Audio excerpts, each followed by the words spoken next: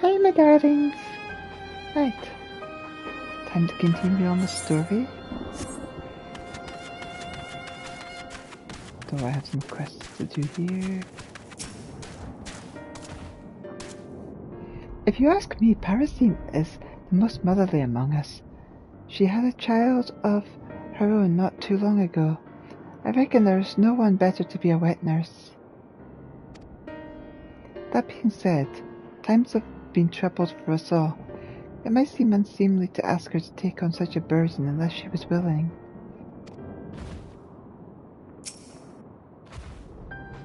Parasine is a loving mother, but one child is a handful enough.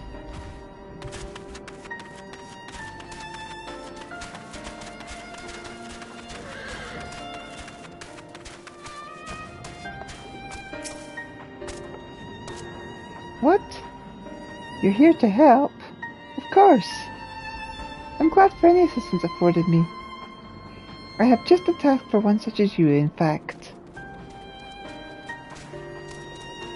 And in troubled times such as these, it is ever the medicine which runs dry. I've sent an assistant to procure a resupply from the Great Work, but apparently she's run into a bit of trouble on her way back. It seems something is preventing her from completing the delivery, although she was scarce on the details. Unfortunately, circumstances being what they are, we haven't been able to spare a single person to send her aid. Until now, that is. Travel to the wakeful tundra, where my assistant awaits, and see if you can't solve this little conundrum she's encountered. She is stuck near the wakeful tundra for some reason, and that yet eludes me. Please, go there and see if you can't get that medicine into the right hands.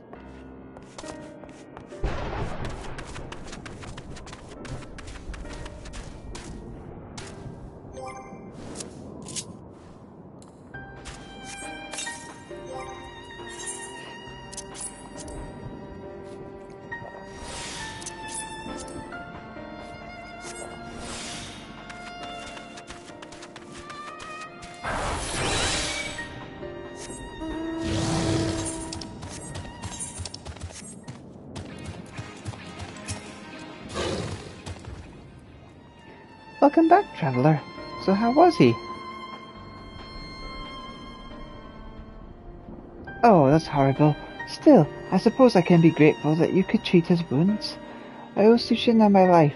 When I was attacked by one of those terrible Piesca, Sushina's roar drove the monster off. That was the start of our friendship, one I've treasured ever since, but my family has forbidden me from venturing into the woods, so I haven't been able to check up on him. I know they're only worried for my safety, but still. You should explain everything to them.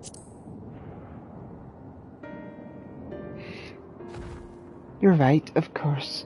Surely if I explain Sushana's bravery and selflessness, you'd understand. I've nothing to lose by trying anyways. Thank you. Not only did you save Sushana, but you've reminded me what true friendship is worth. It's not much, but please take this.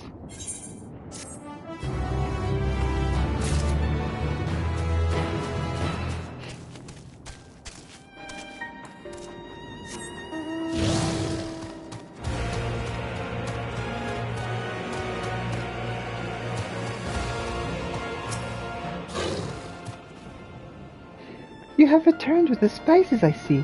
You hold your future in your hands now. Give them to me. I shall brew you a tea you're soon not to forget.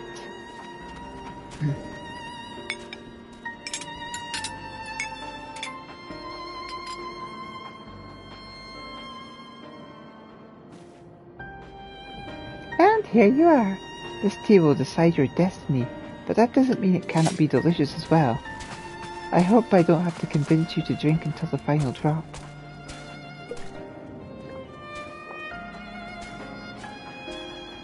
Yum, yum. See? Delicious, yes? Now pass the cup to me and I will read your fate. Ah, most curious. Fascinating. Oh, there is great wealth in store for you, but only if you make the right choices. Lay down your weapons and pick up a map and tools. This trade will be worth it. Well, how does it feel? A glimpse of foresight is often an enlightening experience, and I hope that my humble skills can dispel doubt in the days ahead. Thank you for giving me the chance to hone my craft further.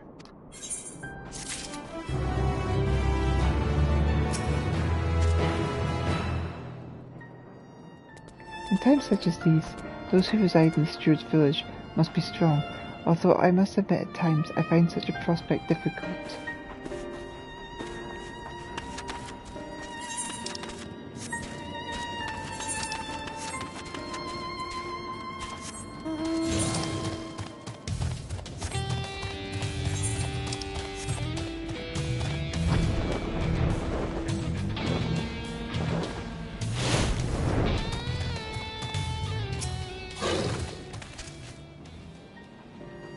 You came. Good. I thought there was a slim possibility you lose heart and slink off, but I'm glad to have been proven wrong. I've set up 3 traps around the perimeter. Pieces of fresh meat mixed with medicine that'll dull the senses of any beast greedy enough to eat them. If they worked like I think they should, all you should have to do is scoop up the Bukajuma in this sack. Now, animals aren't known for sharing, so there's a chance one might try to take our prize. If one does, slay it and bring it to me. I'm sure I'll think of a way to use it. I think I can leave the rest in your hands. I'm off to hunt a different prey, one with too many legs and an altogether unpleasant disposition. When we're done with both our tasks, let's meet back here. Best of luck.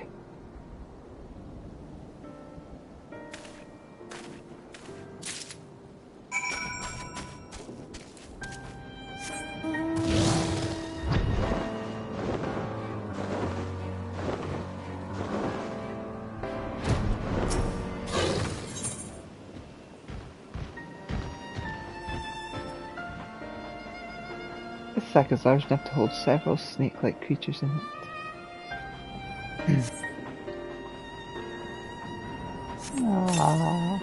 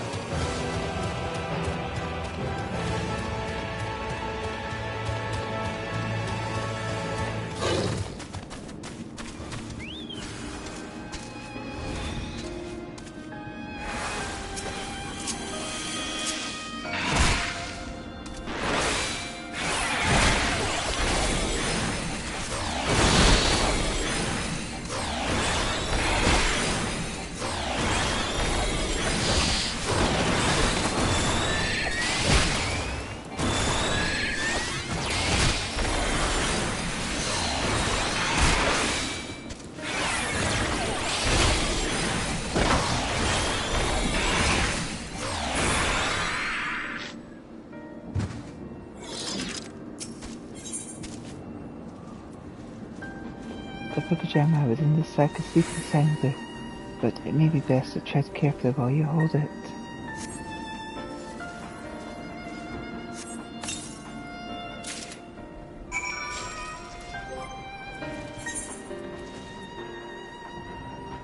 A slain Bukajama.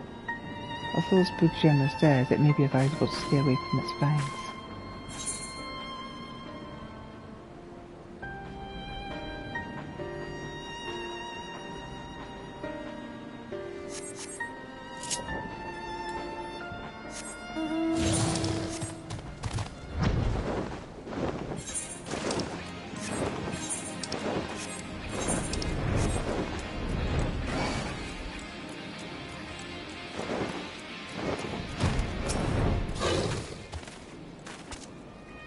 You've got a healthy look about you. I take it that means you avoid any venoms with venom now. Let me see what you caught.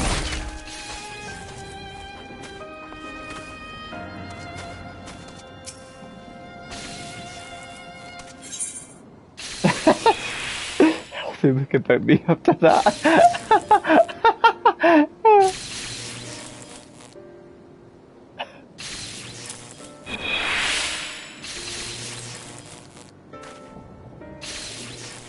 By the 12th, you managed to kill one? It takes 3 of us days to achieve such a fate. You did it with nary a bead of sweat on your brow? The stories were true indeed. I'll take this to the healers straight away.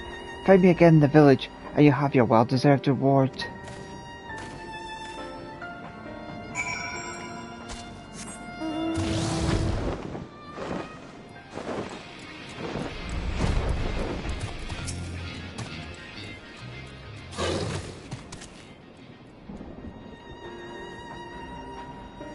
Are you here to help?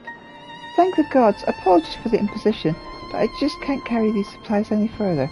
I'm afraid my constitution does not allow for such strenuous labor.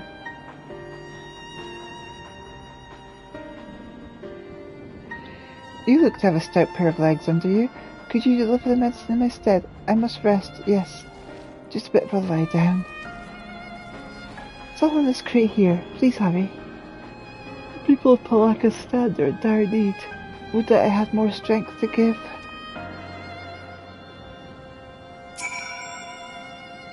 Please hurry.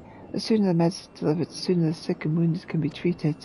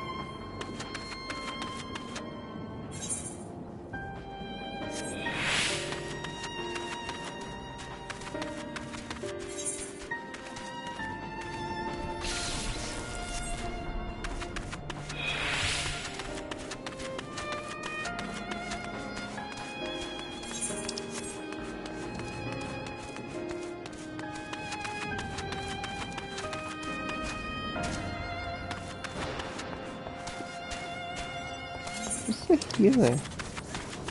Where do I hand it in?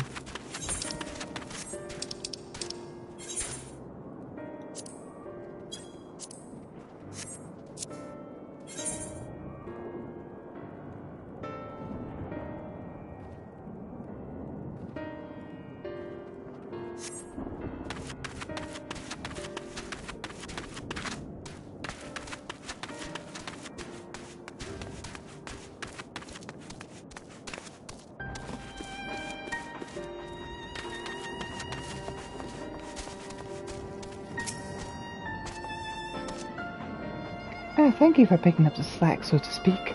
I must remember that not all of my assistants are fit for such demanding labour. I administer this medicine to those in need as soon as I can. It was Utapala who entreated me to help, yes? Pray inform her all is well and give her my gratitude. It was Utapala who entreated me to help me. Pray inform her all is well and give her my gratitude.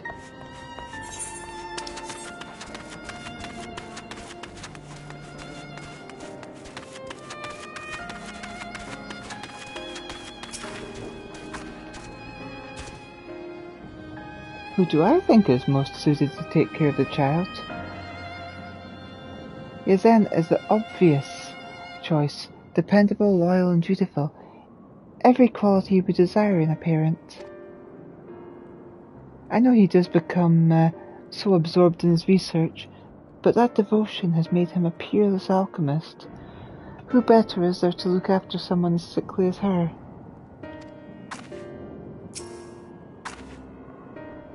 Yazen would be a loving and responsible father, I'm sure.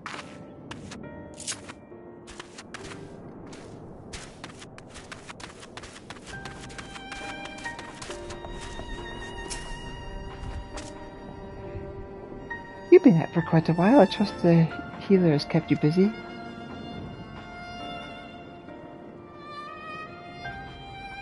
Oh, she knows who I am. Well, all I did was pass the information along, but if she sends her thanks, then who am I to deny them? The healers have barely had a wink of sleep as of late.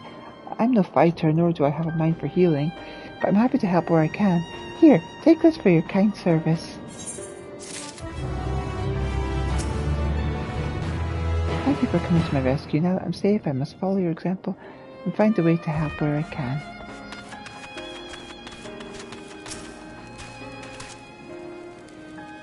It's good to see you return, friend. The healers were impressed with our work, but I made sure they knew it was you who single-handedly slew that Fujigama. The healers use their venom to make a salve that numbs the skin, useful for when they need to cut the rot out or administer some other ghastly treatment. Anyway, good work today. May the hunt be prosperous.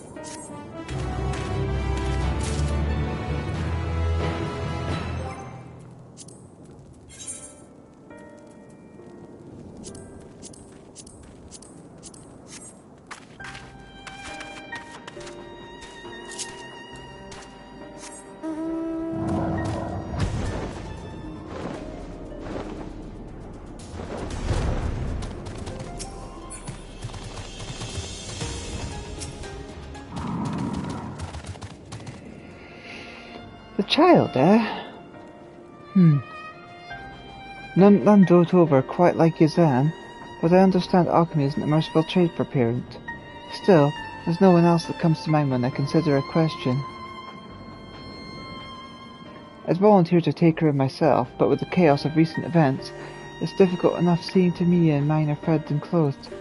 I know I'm not the only one facing such hardships either. Apologies that I couldn't be more use.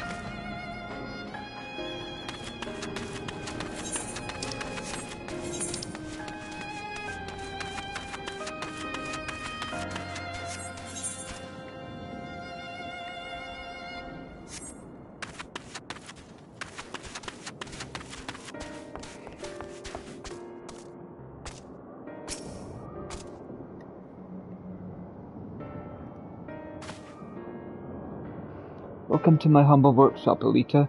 I'm almost too nervous to ask, but what did the others say? Eh? Someone nominated me? Oh, that's neither here nor there. You said Parasim's name was mentioned? She was a good friend to Mevin, it's true, but there are other factors at play that make me reticent to ask her.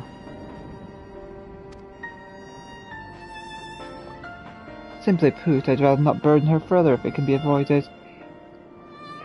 That being said, we don't exactly have the luxury of choice, all things considered.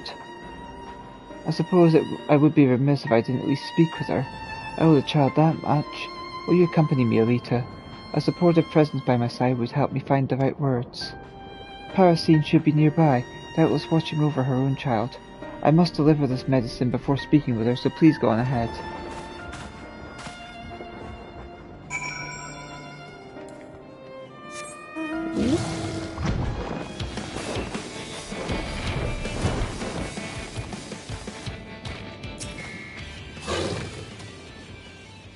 Aww.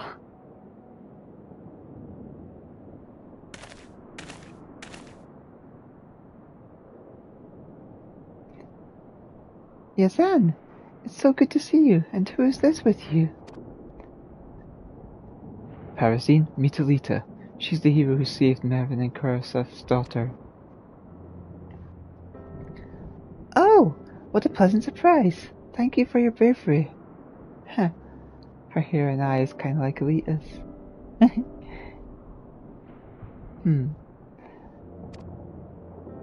I've heard tale of the troubles she's been through since.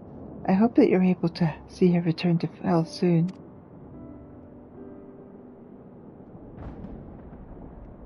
It has been trying, to be sure, but we must look forward to the days when she is hale. Everyone is doing their utmost to make it so. The question remains as to where she will go from there. However, I've considered taking her into my home, but I fear my qualifications as a parent are somewhat lacking. I know you two have been a dear friend to Mevin, and as such, only thought it meet to ask if you're willing to care for her daughter. If you are, I would do everything in my power to see that she is given into your care. I am flattered. Mevin was as family to me, and I view her child as my own. I would do anything to see her raised into as brave a woman as her mother. However, I cannot care for her. I'm not worthy to care for her. Worthy? What does that... My apologies, I understand it was a sudden request, and no small one besides. Please forgive the imposition. I'll be in the village for some time yet. Should you require treatment for you and yours, please seek me out. I will. Thank you, Yazan.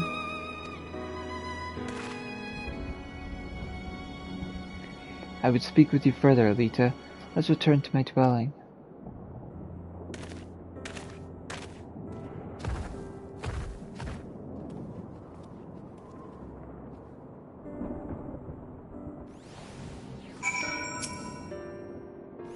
I'm sorry.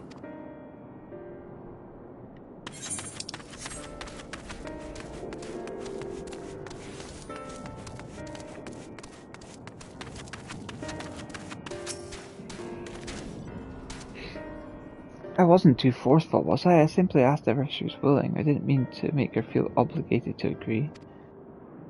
I found her words somewhat mystifying. Not worthy?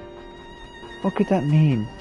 I'm usually not one to pry, but this worries me. I consider Parasine a friend, and am loath to leave her to her troubles.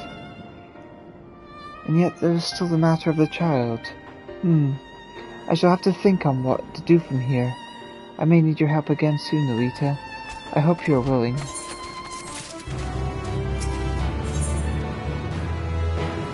Yazan requires a capable green thumb to assist him. Well then, if you're willing, I have a task that requires immediate attention. It's simple, but essential. Namely, the gathering of herbs. The child is in a vulnerable state, and I would fortify her against further sickness. There are also more wounded in this village than I anticipated, and my stores have begun running low. It would be best to replenish them while time affords us an opportunity. Can I count on you to help me? Splendid. I require several of the reddish soma herbs which grow among the shrubbery to the northeast. With both of us working in tandem, I wager we should have enough gathered before the next bell.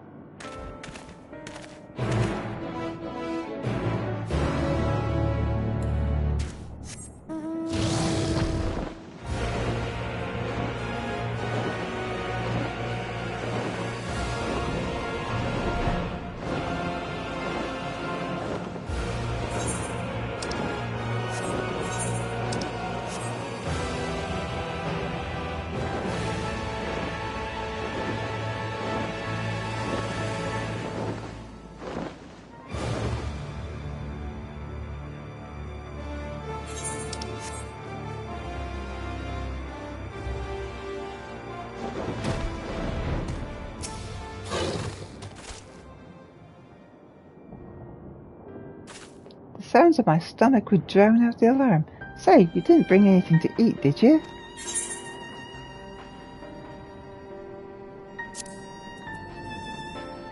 A metal container containing a hearty serving of curry, still warm to the touch. Ah, I knew I recognised that heavenly scent. Spices to fortify the spirits and tea to sharpen the senses. This will tide me over till my replacement arrives. Thanks to you, the rest of my work should go by in a flash. I'll toast to your generosity when I'm done.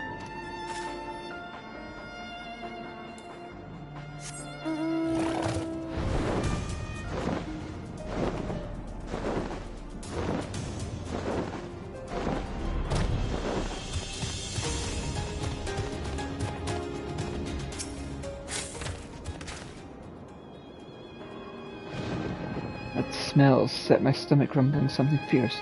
Pray tell me you brought something to share.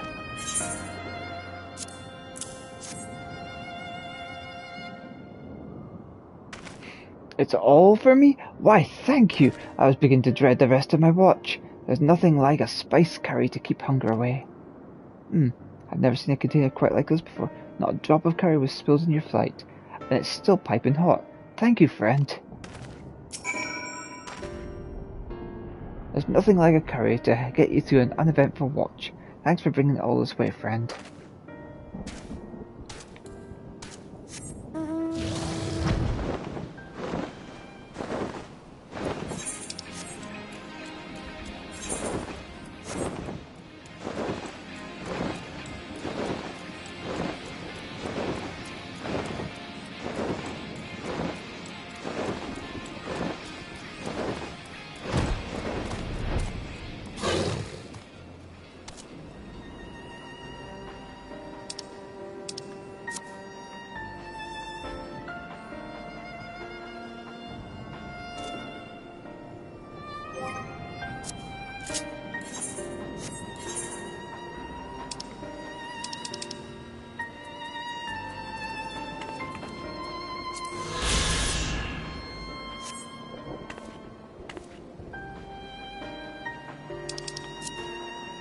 Number 23.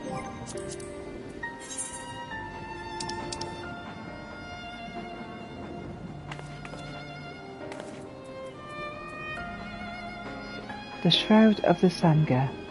Dense jungle vegetation grows wild and unchecked across a wide band of Thavnir's inland region.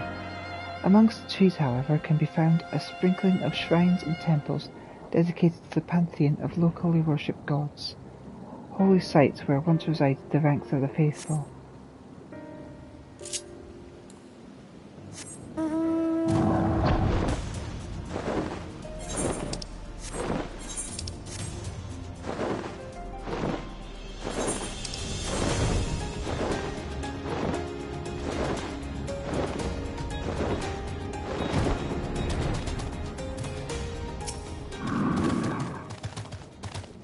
There you are! Just so you know, I was joking about that first pick of the treasure thing. We shall be equal partners, yes? Now looking at the parchment, there are 2 locations we should investigate. The treasure of this trunk is supposed to lead us upwards, and the hand which holds the key. For expedience sake, I say we split up.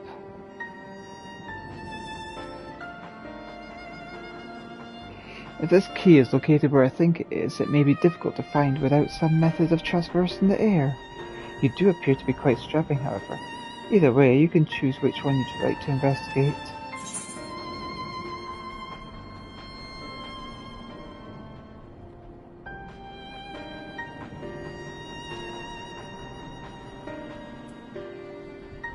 I think I'll retrieve the key from crossed hands, whatever those are.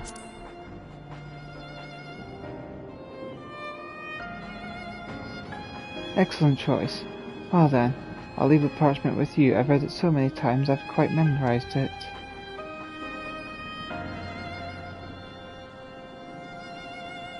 If you become lost in the maze of your own thoughts, simply consult it and it should set you on the right path. Let's commence the hunt, shall we?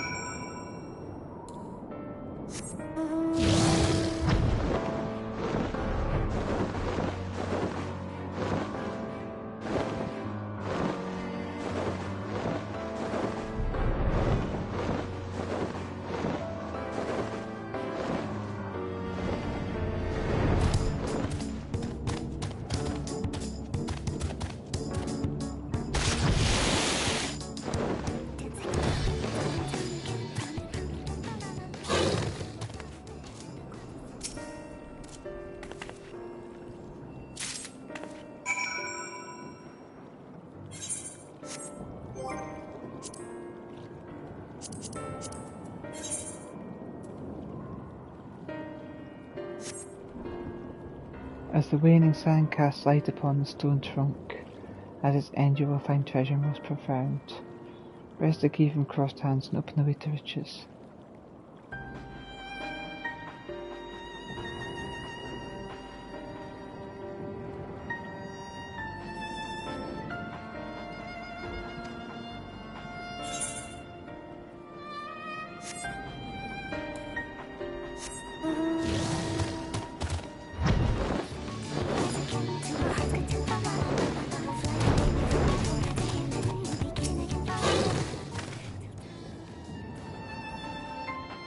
Perfect timing.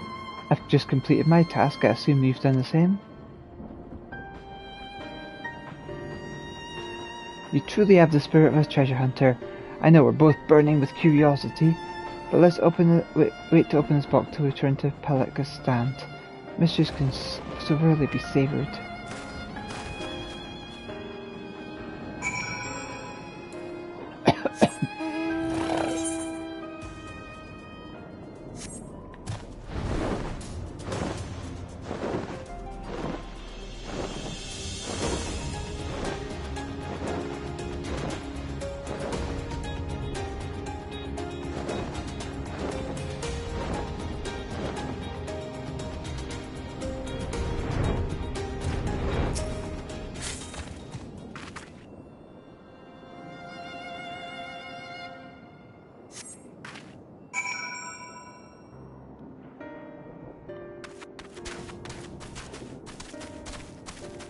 It's amazing that I've been carrying that thing around with me. Where have I been carrying it? Where? Where have I been carrying that?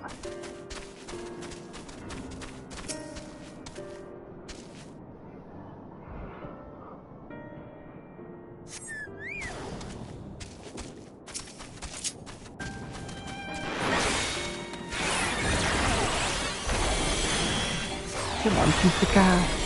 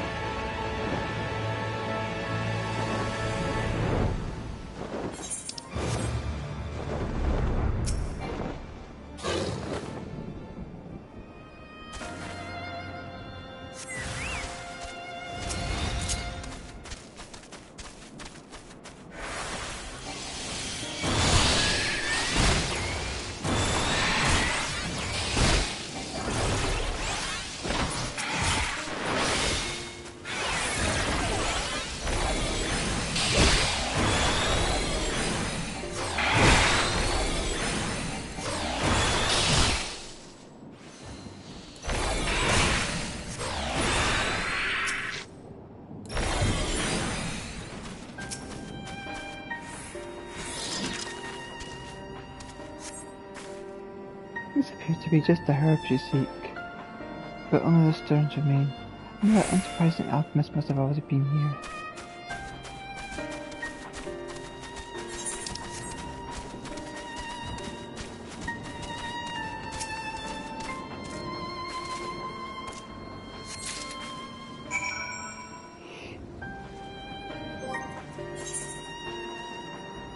Pale red herb which is said to have powerful medicinal properties. Scales from a long way past I know their unusual hardness. Small key found in the front of my ass.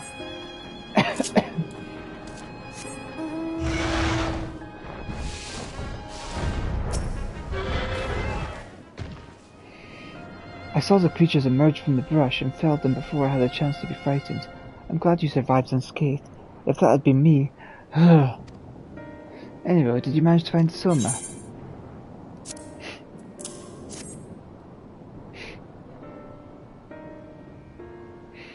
Excellent work, excellent work. My search came up fruitless. It appears we're not the only ones seeking this particular herb. It shouldn't come as a surprise, I suppose. This area is well known for the medicinal plants which grow here. If my supplies run low once more, perhaps I should ask the villagers if they have any to spare. For now, I believe we've found all we can.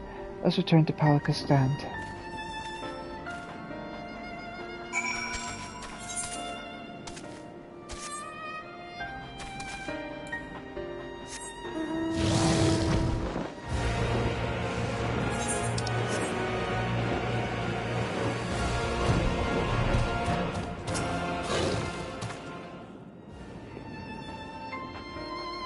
How goes the hunt? Do you have the scales?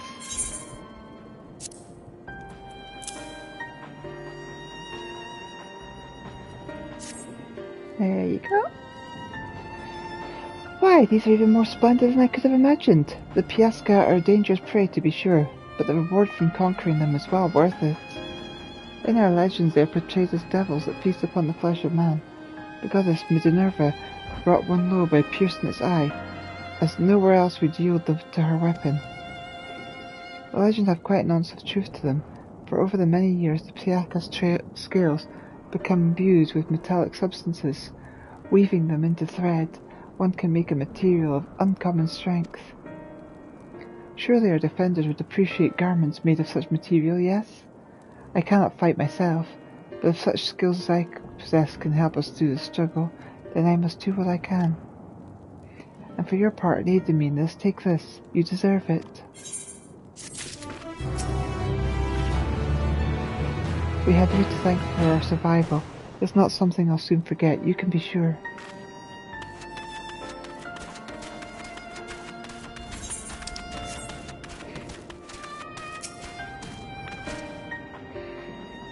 Finally, you've arrived. Now the key goes into the lock.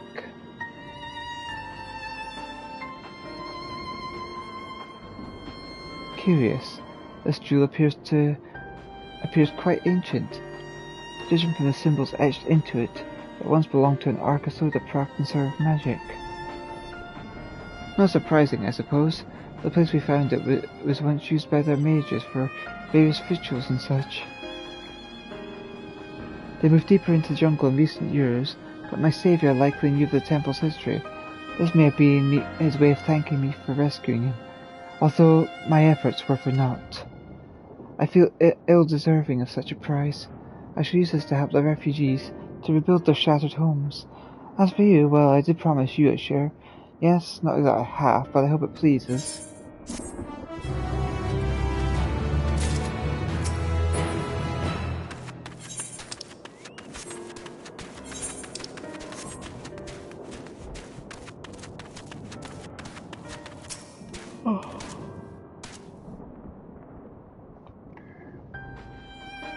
I can see you've delivered the meals. If you had eaten them, I would be able to smell your guilt. I am grateful, as I'm sure the lookouts are as well. Long ago, we would post soldiers up on the cliffs, that we might see invaders approaching by sea. To think something much worse would eventually cross the ocean.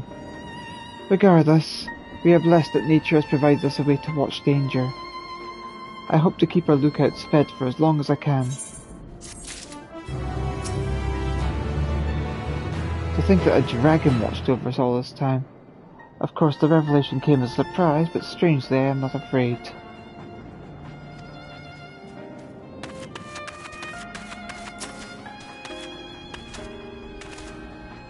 As I suspected, we weren't the only ones searching the jungle. I returned to my quarters to find a bag positively stuffed to the brim with herbs, including soma, in fact. I asked a nearby colleague who delivered this bounty, and they told me it was one of the Arcasoda stewards. I believe I know who it is.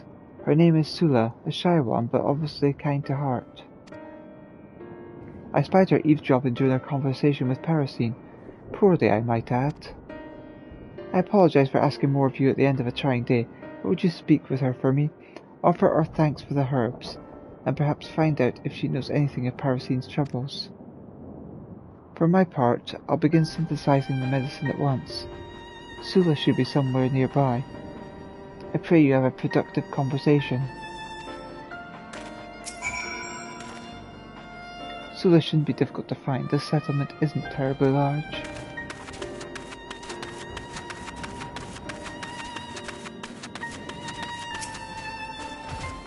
She's right over there! Oh, you are... who are you? Do you require something from me?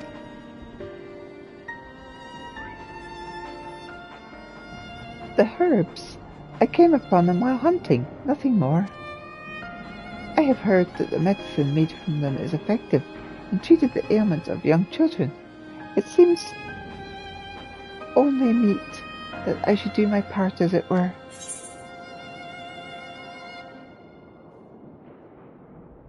What do you know of Parasine's troubles?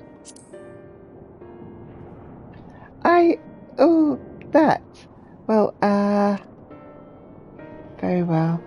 I believe I can shed some light on the root of Parasine's distress. That is what you wish to hear, yes? He then asked you to go speak with me, just as he asked you to go gather his herbs. Well then, perhaps it is better for us all to speak together.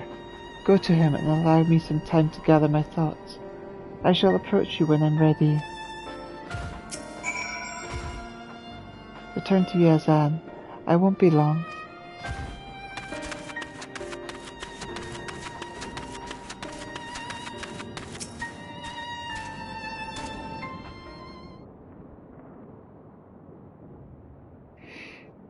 You're just in time. I've only just synthesized the medicine. So, did Sula tell you anything of interest? Well, I suppose I can hear it straight from her. I appreciate that you felt it fit to include me. Firstly, I owe you an apology. I was sneaking about out of concern for Parasine. I know what it is that weighs on her mind, you see.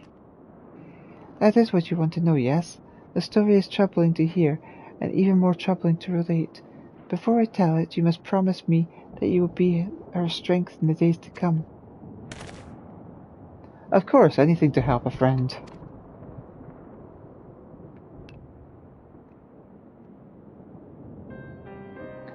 Dazar, her beloved husband, was killed. When the veil of chaos descended upon the world, he fled into the jungle and transformed into one of those terrible beasts. He returned here a monster, where my sister Chappa met his wrath. Neither of them survived the ensuing struggle. I was there as well. Despite his monstrous form, I knew it was Dazar.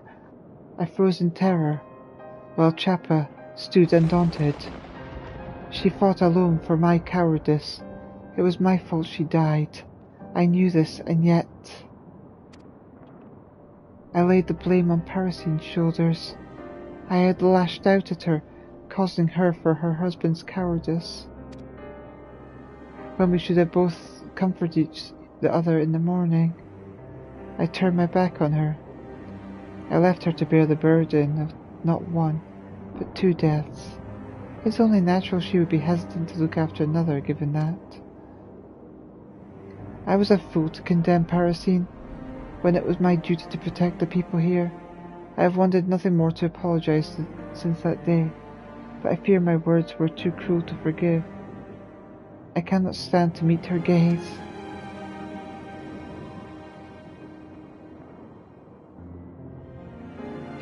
It was a difficult time for everyone. We often lose ourselves in moments of crisis, but so long as we find our way back, we are worthy of forgiveness. Chappa would agree, I'm sure. She wouldn't blame you for what happened, nor would she want you to blame yourself. Parasine doubtless feels the same. You are right. I must apologize to her. That is the only course. Elita, was it? I will speak with Parasine, but I will require some time to muster my courage. Soon, I promise.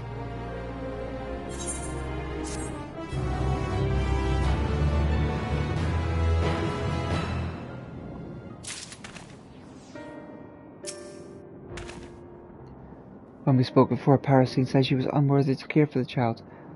I see now why she would think that. The pain she suffered is not one that heals easily. Sula looks eager to leave Palaka stand, but to where is not clear. Thank you for lending an ear to my troubles, Elita. If you are willing, there is a place I would travel to, and I wish for you to accompany me. Administering to my duties may help calm my nerves. To that end, I mean to inspect the temples for signs of disrepair. After we have finished, I hope to find the courage to once again look Parasine in the eyes. With all the monsters about, most of my attention of late has been focused on finding and protecting those who have fled. With the arrival of the Radiant Host, however, there is finally time to attend this long-neglected duty. I too must ask that you go with Sula. Knowing that their holy places are being cared for may set these people's hearts at ease. Even an ounce of comfort is precious in these trying times. Much appreciated. Would that I could join you, but I'm afraid that an alchemist's tools are much less use against fangs and claws. That doesn't mean I'll stand idly by, however. I'll remain here and continue making medicine for the children. My hands may be as clumsy with a sword and shield, but are few more adroit with mortar and pestle. We are blessed indeed to have a pair such as you looking after us. Well then, let us begin the patrol. Our first destination should be Purisa, to the southeast. It is a bit of a trek, so make the proper arrangements before departing.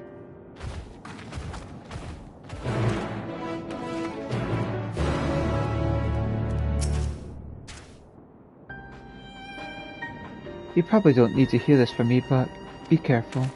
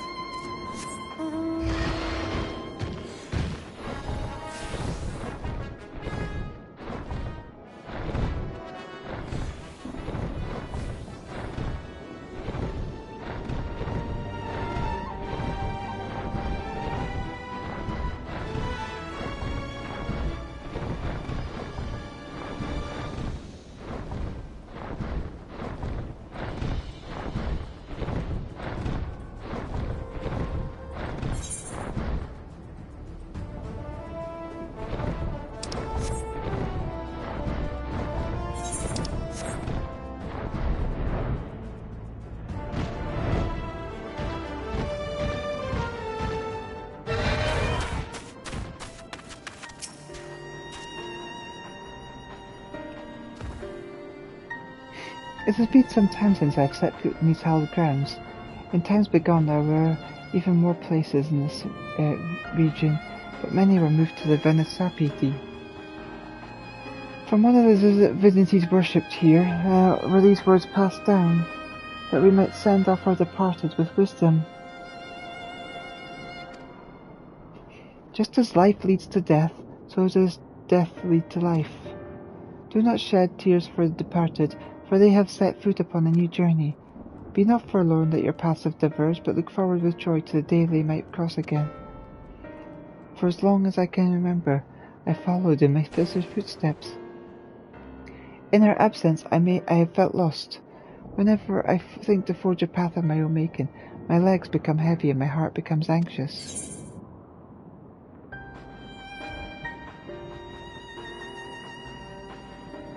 Your sister would want you to move forward with courage. Thank you, Elita. Yazan has a generous soul, and to have your wisdom to buoy me is way more than I deserve. Would that I could open my heart to Parasine in such a way. This part of the temple appears to be well kept. Let us check the other side, shall we?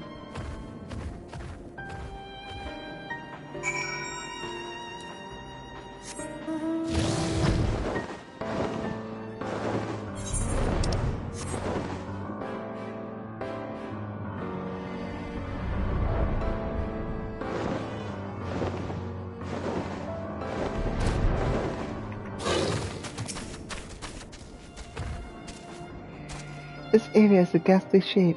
Scratches here and cracks there. Will you help me investigate further? We will cover more ground by searching separately. I shall search around this area. I trust you to do your due diligence. I shall look for further signs of disturbance here. You're free to search where you will. If there is aught to find, I know your keen eyes will spot it.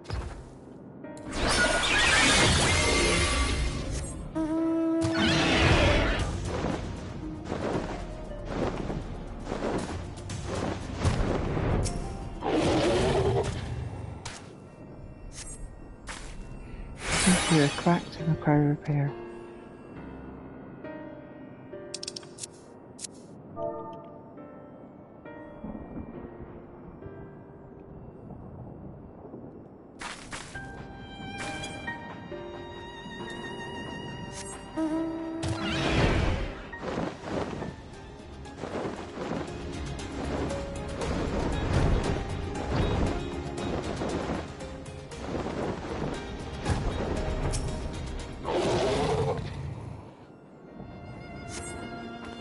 stones here are crumbling and fragments to the ground. It would be best to replace them.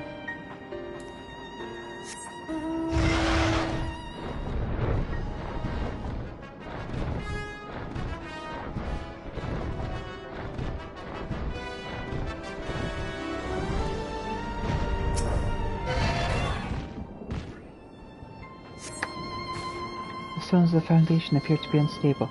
However, filling in the areas where the grout has fallen away should remedy that.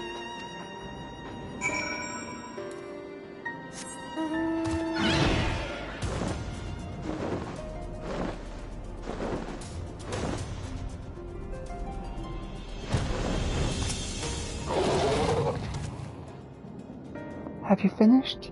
Was it as bad as it looks? I see. This may be the site of a battle or some other horrific conflict. I must do what I can to see it repaired. Though this temple may be remote, the devout do come here on occasion to offer their prayers. Thank you for helping me today. This has helped me forget the crises that plague us and reminded me of simpler times. When we would look after the roads and protect the pilgrims on their journeys, I ever looked forward to setting out on patrol with my sister by my side.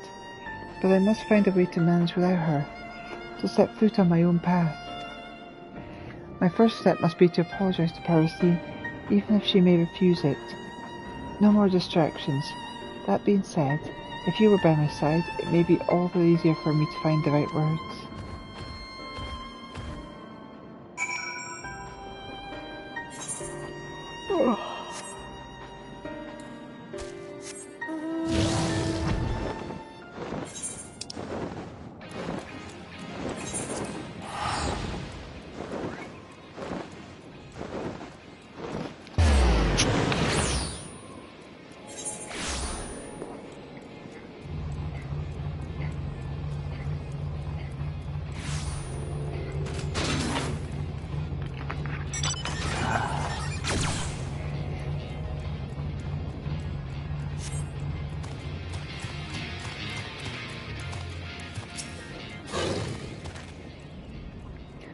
Well, Sula looks determined to see this through.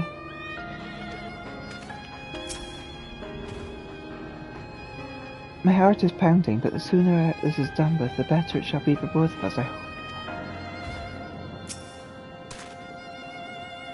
Oh, hello. Elita and Sula.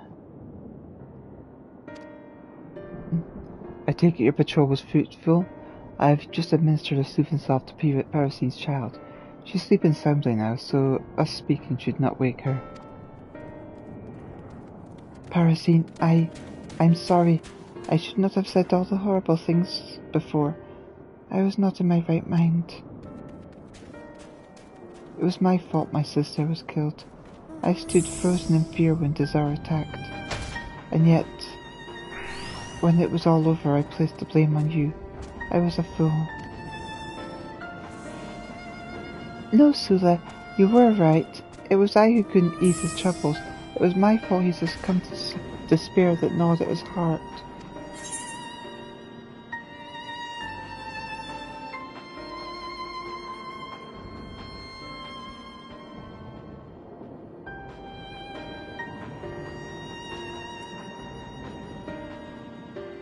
These are difficult days and we shouldn't blame ourselves for their cruelty. There is reason in your answer, of course, but forgiveness of the self is no simple matter. I am overjoyed to speak with you again, Sula. However, I'm afraid I need more time to come to terms with everything that has occurred. Would that I knew how much Parasine was suffering. I could have been there to comfort her. Perhaps there is something I can do now, something to set her upon the right path.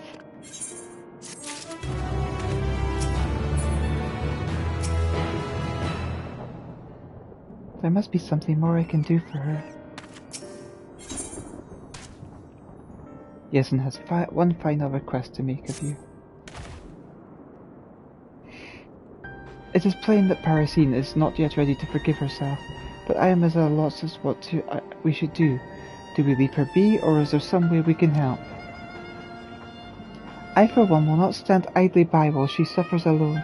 Perhaps if she had something to remind her of her beloved, she would more easily accept his loss. Parasine never did have the chance to say her farewells. Elita, I'm afraid I must ask for your help once more. Will I have it?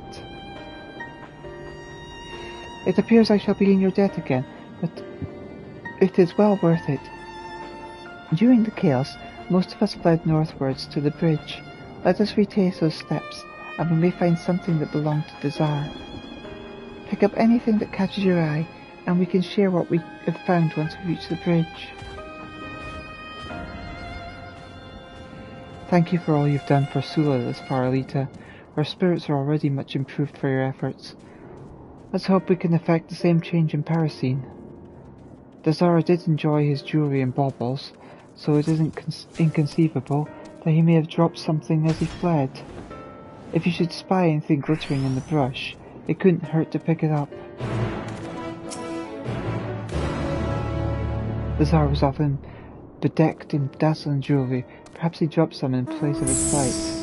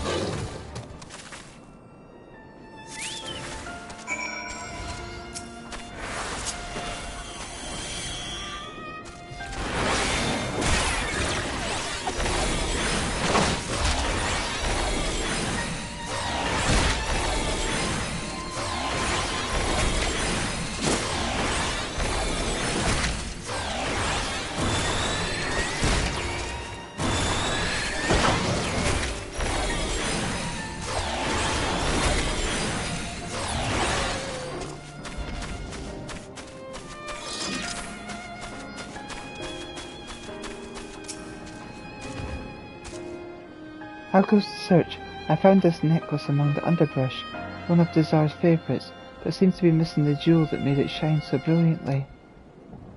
Ah, what's that in your hand? Why, this is it, the very jewel I spoke of. We make an excellent team, eh? However, we cannot give this to Parasine as it is, we must repair it first. Doubtless Yezem will be able to lend his expertise in that respect. Let's return to the village and speak with him. I'm a gem crafter. I could fix it. Oh.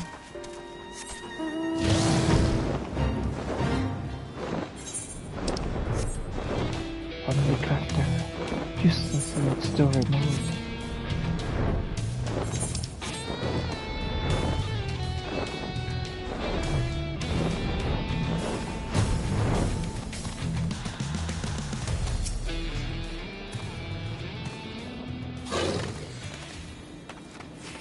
Sula has told me all about your findings.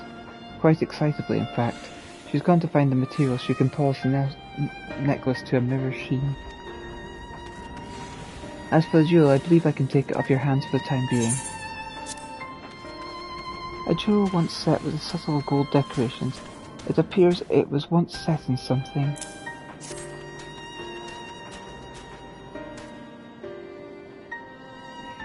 This repair should prove simple enough. Adhesive is one of the most elementary recipes. Once the necklace is in presentable shape, I'll bring Sula to the Parasine. Could you go on ahead and tell her to wait for us? If we take longer than expected, I trust you to keep her in rapture with one of your grand tales. Please tell Parasine and tell her we will be on our way soon to visit. Don't tell her what it is we bear, however. That would ruin the surprise.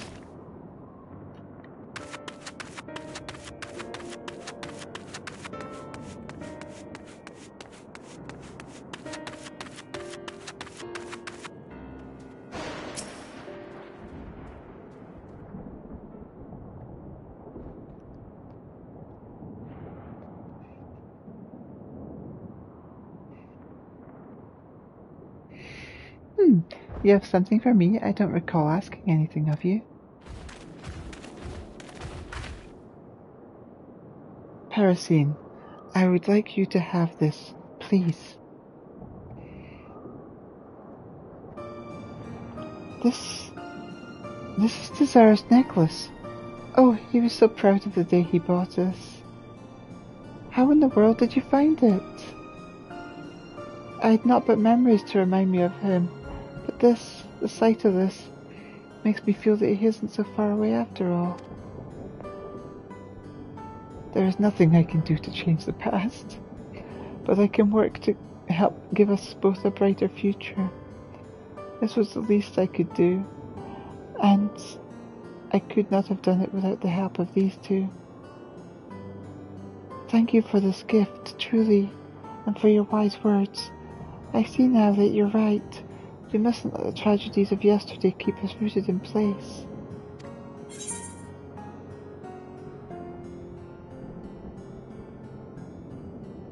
All it takes is a single step forward, but you must want to take it.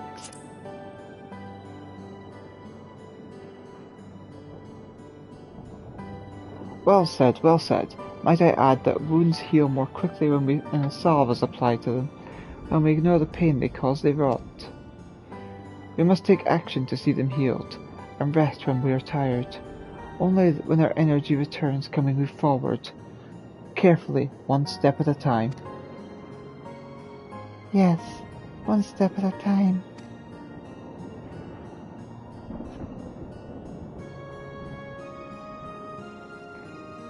If it isn't too much trouble, could I help to care for the child? The scars of recent tragedy are yet too fresh for me to take care of her entirely by myself, but even so, that doesn't mean to say I cannot assist in some small way. I have my own child to look over, of course, but still, if you were to take the child under your wing, I would be happy to assist you whenever you needed me. For the time being, I could be her wet nurse. Any medicine she requires would be your responsibility, I suppose. Together we can see that she emerges from her affliction as hale as any newborn babe. That's a splendid idea, I must admit. I could hardly think of a better arrangement myself. I shall hunt and bring food for the child, that she might grow to be strong like her father and mother. That is what Chappa would do, one step at a time.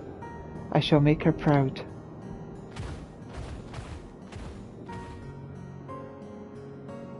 The emptiness. I feel that Desir's loss will take some time to fill, but I believe in time will heal. He would want me to heal. Allow me to thank you again for all you've done. We owe you more than we can repay. Now, I would like to see the child for myself.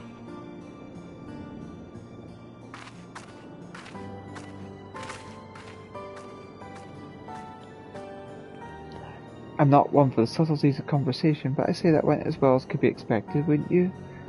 Now, come back to my workshop. There's something I'd like to give you.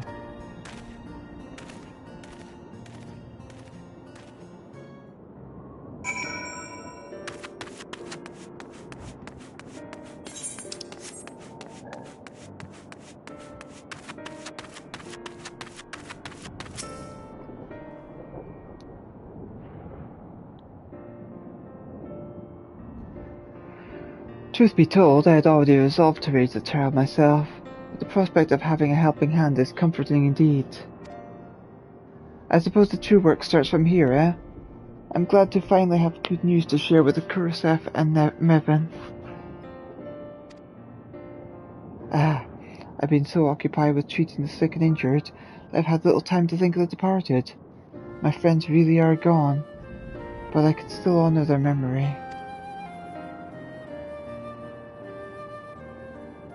If anything has become clear from recent events, it's that the people of this settlement must speak with one another about their troubles. Solitary thoughts so quickly turn dark. I'm more than capable of treating wounds that we can see, but it takes a community to heal those that are hidden. I admit the latter prospect may take some time for me to become accustomed to.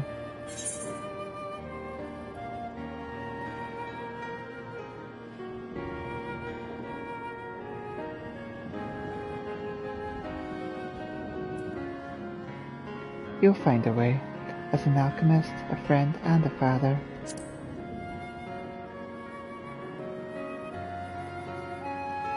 Would that there were more than one of me, eh? Luckily, I know more than a few concoctions that'll give me the vigour of several men. I only need to have the energy to brew them. Regardless, I apologise for dragging you along all this time, even though I doubt we would have arrived at such an amicable conclusion without you. So, I retract my apology. Although her parents are no longer with us, I must do my utmost to raise their child in a way that would meet with their approval. I owe my friends that much.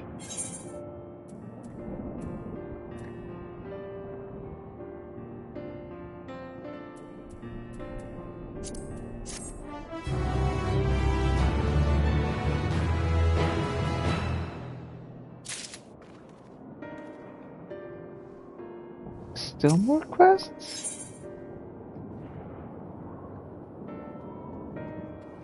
Yazan has yet another favour to ask of the only adventurer he knows. Ah, Elita, the woman I was hoping to see. Now that I've had the opportunity to speak with more of the people here, I realise their plight is even more dire than I had imagined. The recent crisis has caused the flow of supplies to grind to a halt, and the people can scarcely meet their daily needs. This would be the case even without the influx of refugees. One way we might alleviate this is to requisition a shipment from Yedamad, but the process takes precious time. I fear that many would starve before we see a single sack of grain. All of this is exacerbated by the lack of able-bodied fighters. The wounded are many, and there are few who have the strength and skill left to guard us from the beasts lurking in the forest. The Radiant host would give their lives to protect us, and have, but every day more of them are injured. Bravery alone is worth so much in the face of overwhelming numbers. And while I am much appreciative of your help so far, I am not so naive as to think that you will remain here indefinitely. Had we another of your skill to aid us, we might at least stand a chance to weather the worst of the storm. However, my time at the Great Work was spent largely in solitude, and the people of this village know little beyond its walls. But you've been to the furthest reaches and back, yes? Do you know of anyone else who might lend their stout arm to these humble folk?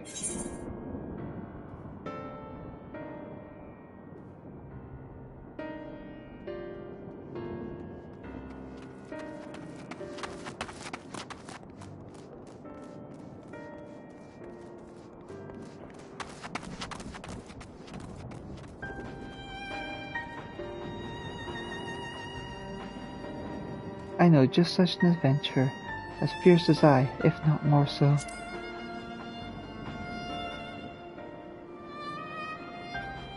Ah, I knew I could count on your wide web of storied personages. Ogle and Kankana, you say? I believe we were able to kill two birds with one stone with that pair. Unfortunately, my hands are full meeting the medicinal needs of the village. Seeing as you're already acquainted with these fellows, would you appeal to them on my behalf? Apologies for once again putting so much on your shoulders, but it is for the good of one and all. Can I count on your assistance? Thank you, friend.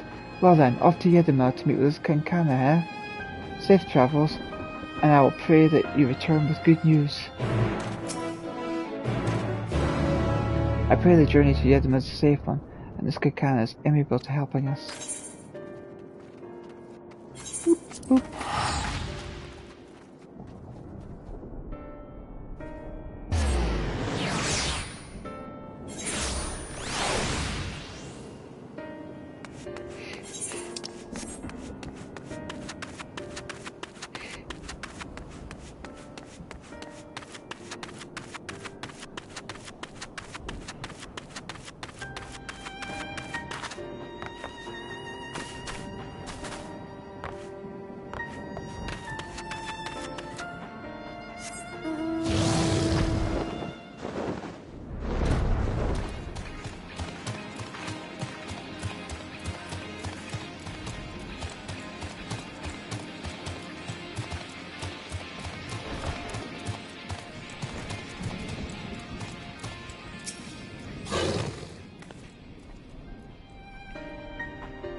Hello, Elita. My day brightens to see you again. Oh, it's you. Ah, hello.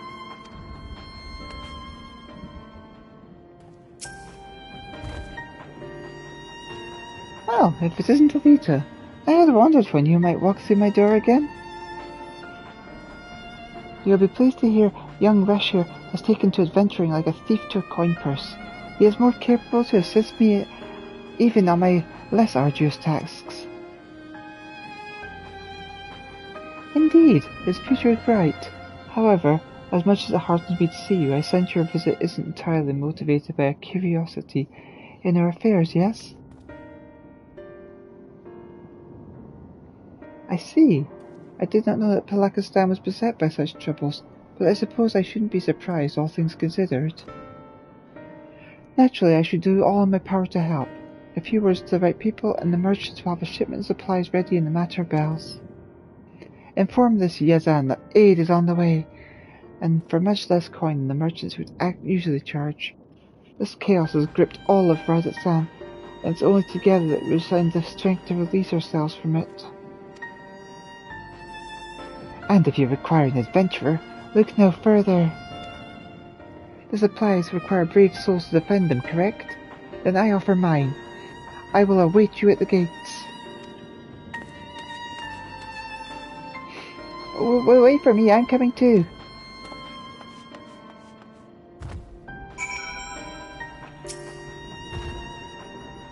Yes, that one has a bright future indeed.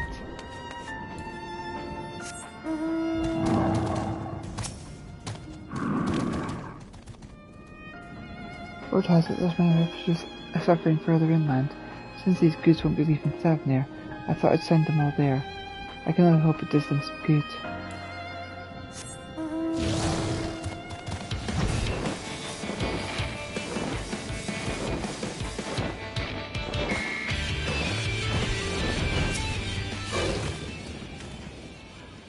Would you look at this? Such a large pack of supplies, prepared in what felt like a matter of moments.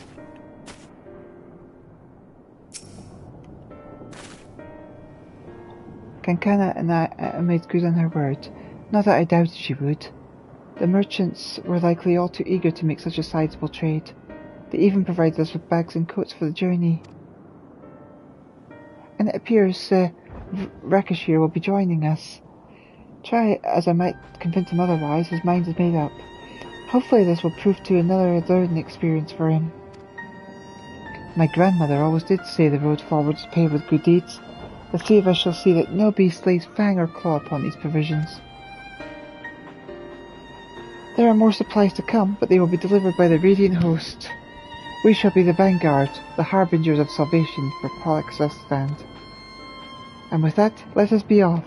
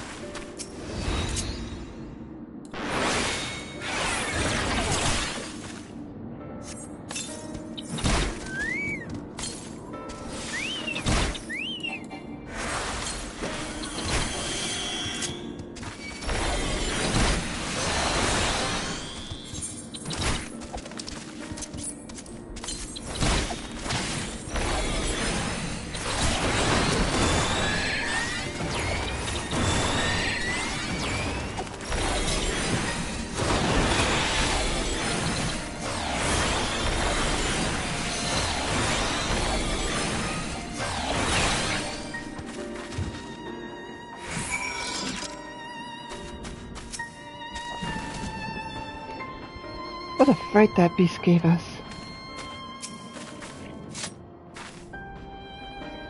That was a splendid display indeed. Your bravery never ceases to impress. I've never seen such a fierce warrior. I dare she should ever get your equal. Children are so easily impressed. While Elita is indeed a formidable adventurer, your teacher has many great deeds to her name. And more yet to come. Now, the village is not far. Let us march, and I challenge any monster to approach. Oh, hold on, you forgot the supplies.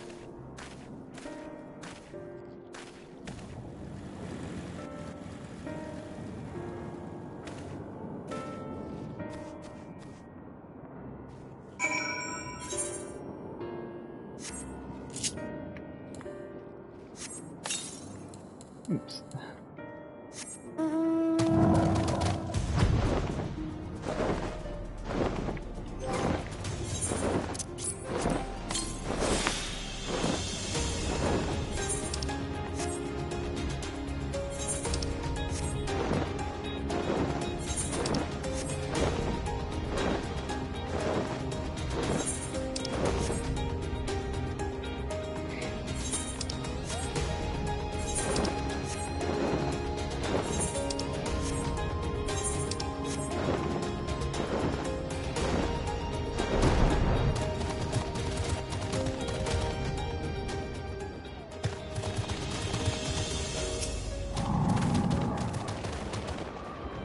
They cut the monster down before I even had a chance to pounce. Greetings, Elita. I did not expect to meet you here of all places.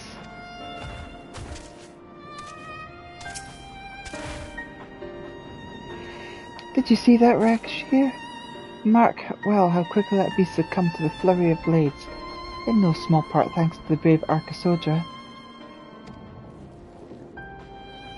Ah, so this is the adventurer that Yesen spoke of. Not since my last hunt with sister have I fought so effortlessly with another. And never have I felt so invigorated to have such a mighty Arcasodra fighting by my side. How do you keep it up? Just watching you has me out of breath. Endurance is a project of long hours of practice, lad. Well then, it seems my hunt is finished. Let us return to Palakistan before we draw the attention of something deadlier. Yazan will be eager to speak with you upon your return. Do not keep him waiting any longer.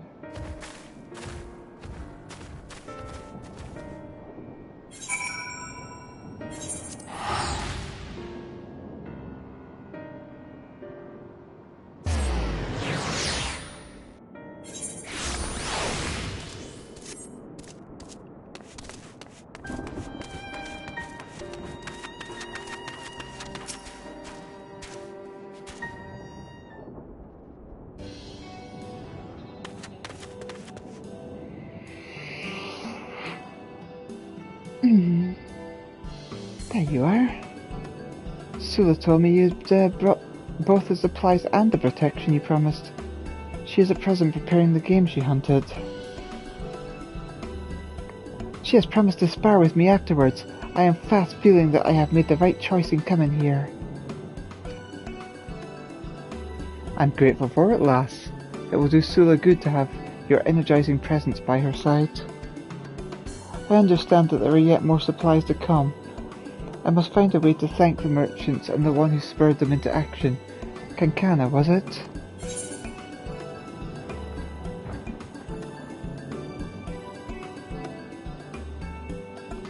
She will spare no effort to see Vatitan rebuilt.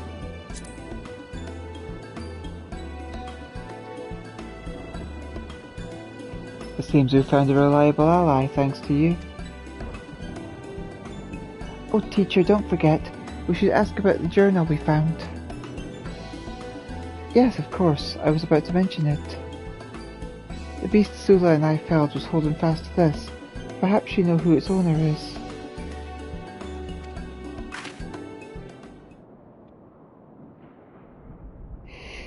This? By the Mansuya, yes, I do know in fact who penned this journal. They were dear friends of mine. Unfortunately, they didn't survive the tragedy that befell us. Oh, I see. I'm sorry for your loss. Thank you. Luckily, their memory lives on in their child.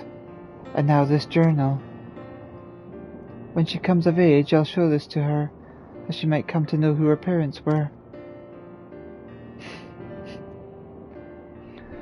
Life is but a string of meetings and farewells.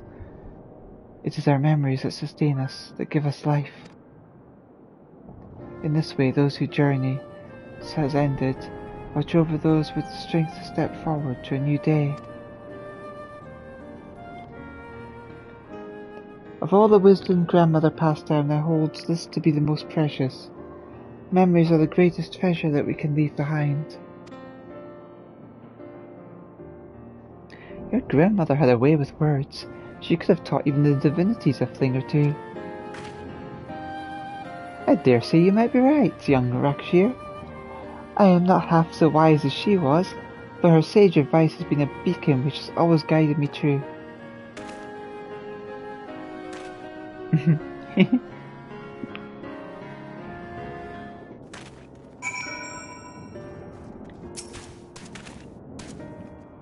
Ogul seems eager to speak with you, doesn't she?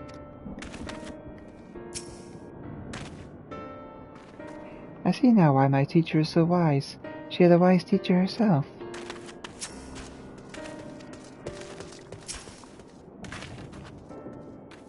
Truth be told, I first accompanied you here to repay the debt I owed, as grandmother would have wanted. I see now, however, that fate intended for me to be here. In Sula, I have met a comrade in arms, and in Rakshir I found capable and eager student. For both their sakes, I must strive ever to be better than the day I was before. Perhaps I should take up the art of dance. The fierce display of the Sekisugumi compelled me to set down my spear and take up the katana. But the grace and deadliness with which the dancers throw their weapons has a charm all of its own. Some measures of peace has returned to Matagana, and I believe my skills will put better use here. An adventurer must court challenge after all. My teacher has a daring spirit, if slightly reckless, but worry not, I'll make sure she doesn't come to harm. Have you listened to a single word I've said, Rakashir? You have to notion all the dangers I must brave daily, for you must now be content to behold great deeds and learn from them. I wager your adventures will soon take you far from here, Elita. Rest assured, I shall safeguard the people of Palika's stand in your stead. I look forward to hearing tales of your exploits. Well then, the first order of the day is to attune to the Aetheryte and gather information. Jot this lesson down, young Yakshir, for these are the fundamentals of adventuring. Come now.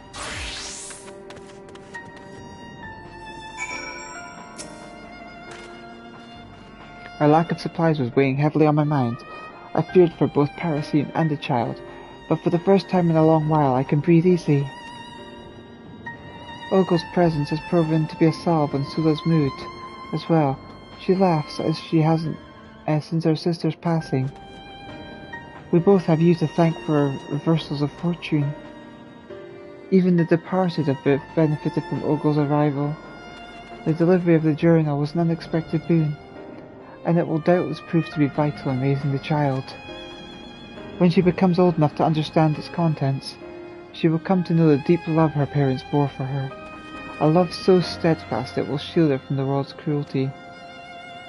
Of course, I intend to tell her all about your part in the salvation as well. But for now, there is work to be done, for both of us, I'm sure. Wheresoever your travels may take you, don't forget the friends you have in this corner of Thavnir. And lastly, be safe. If you die before I can repay the debt I owe you, I'll hunt you through the 7 hells until the ledger is balanced. So let's see it doesn't come to that, eh?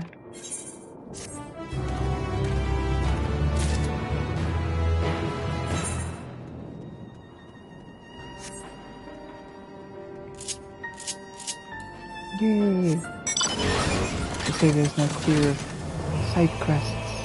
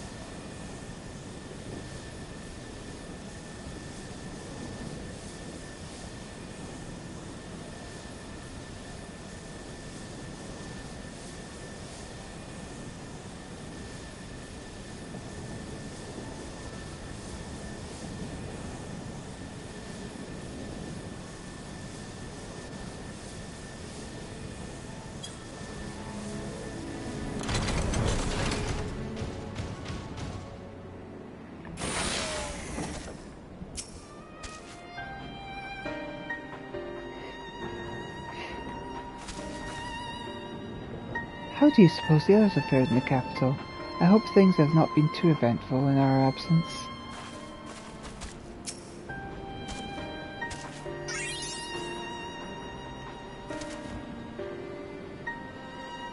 I have apprised Estonian of the situation at Palaka's stand, so we needn't have that conversation.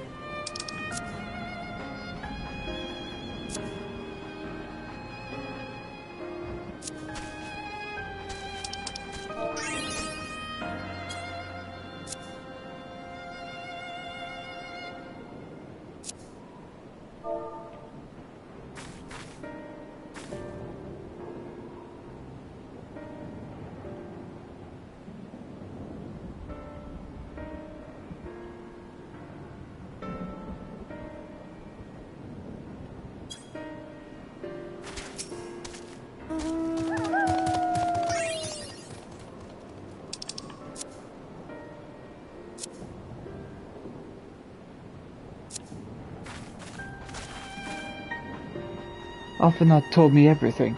Full glad I am to hear the people are safe.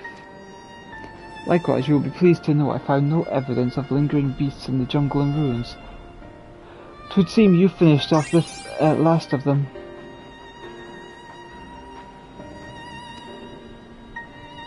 Trying times yet lie ahead for the people of Thavnir. Fortunately, they have a wise and benevolent satrap to shepherd them through. Speaking of which, I received word from Thancred not a short while ago. He awaits our return to the city of Azal's Path. Come.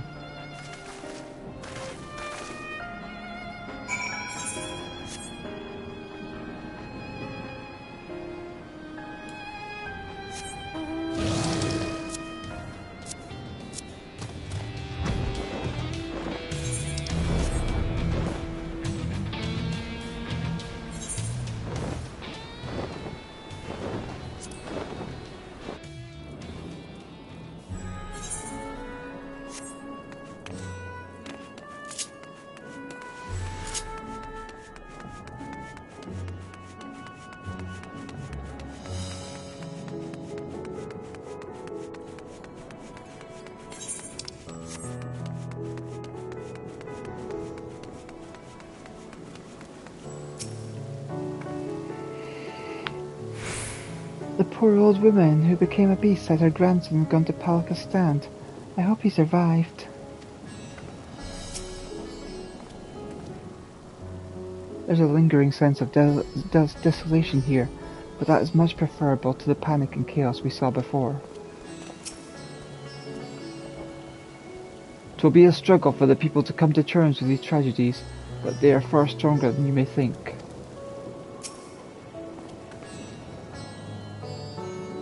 It is good to see you safe, given the skies. 'Tis all too easy to fear for the worst. I am pleased to report that we've succeeded in quelling the threat here in the city. The beasts have all been felled and the citizens are safer now.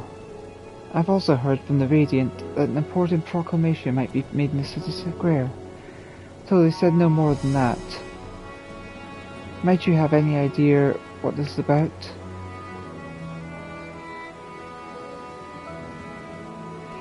So, Peter has finally coming out from behind the curtain. I suppose we too should hear what he has to say. To Megaduta then. But before that, it would appear word of the assembly has not reached all the citizens. If anyone along the way seems unaware, we'd best enlighten them.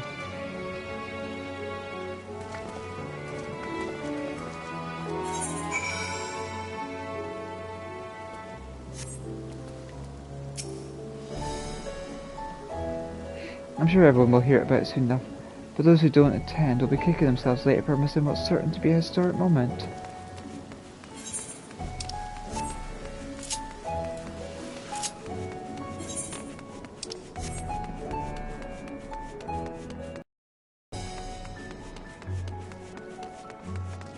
It's weird, it looks like a brick wall. Until you get close enough and you can see, it's actually a stairwell.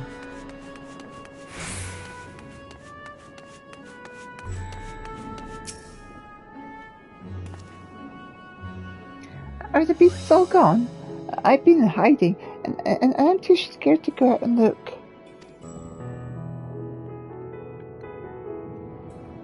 Oh, that's a relief.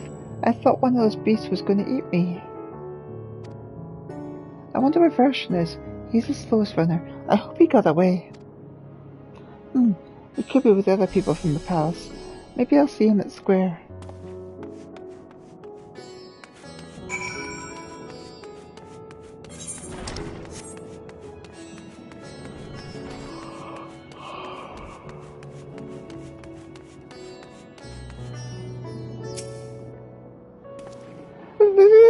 Please, I swear to you, my flesh tastes absolutely terrible. Oh gods, what are you doing scaring me like that? If we're not quiet, the beasts will find us. The square, you say? But that's where the satrap was killed. With my very eyes I saw him crushed by that creature's maw. So many lives lost, so terrible carnage. And you say there was someone else who would reach that Redset's hand instead. Whoever they are, if they say anything to sully the memory of our beloved satrap, I'll make them regret it.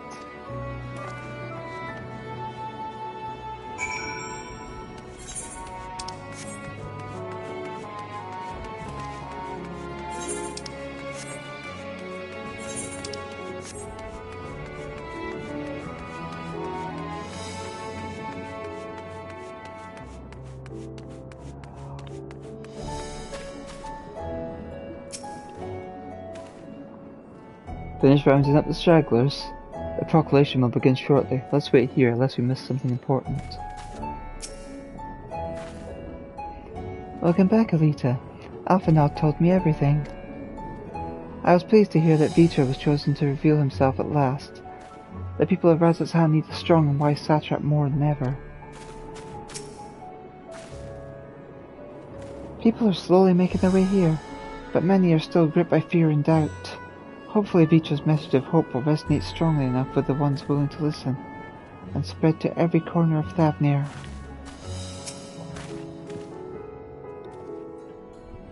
I hear you were able to bring about the situation at Palakistan under control. Every life lost is a tragedy, but you should take pride in doing what you could. When I assumed command during the panic earlier, I did so instinctively and out of necessity. 'Twas not my place to give orders, but I am glad the people heeded them. But now they have need of a true leader, a magnanimous and just satrap, who can guide them every step of the way. Fortunately, they are blessed with one such soul. If anyone can protect and guide them through this calamity, it is he. It would seem the people have lingering doubts, and I cannot blame them. Yet we know what strength is afforded us with one of the first brood on our side. I have faith that citizenry will come to understand and accept him in time. Worm and man, working towards a common goal.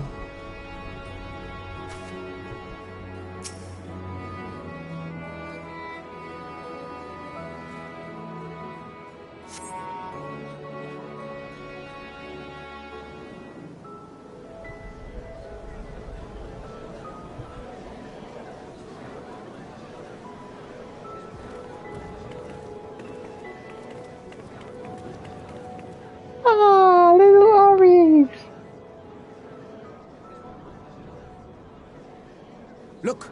Someone's coming!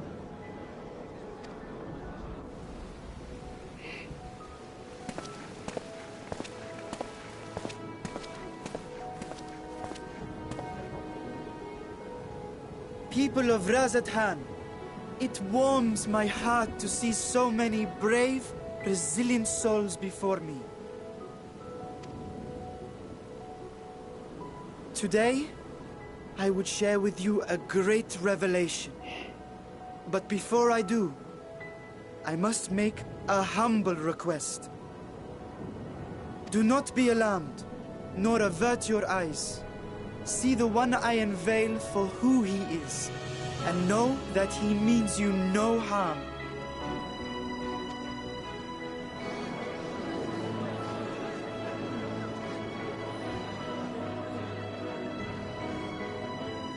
Very well.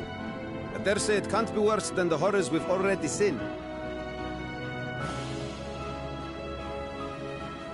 Many thanks.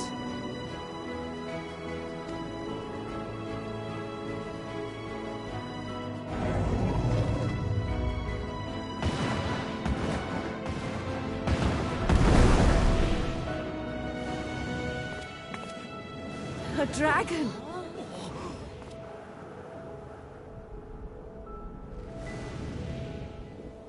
Wow!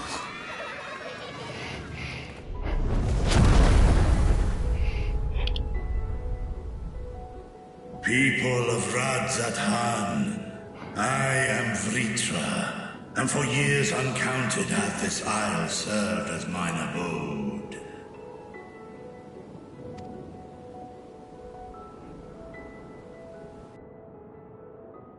'Tis as the Satrap's ally I am known. Today, I would reveal the truth unto you.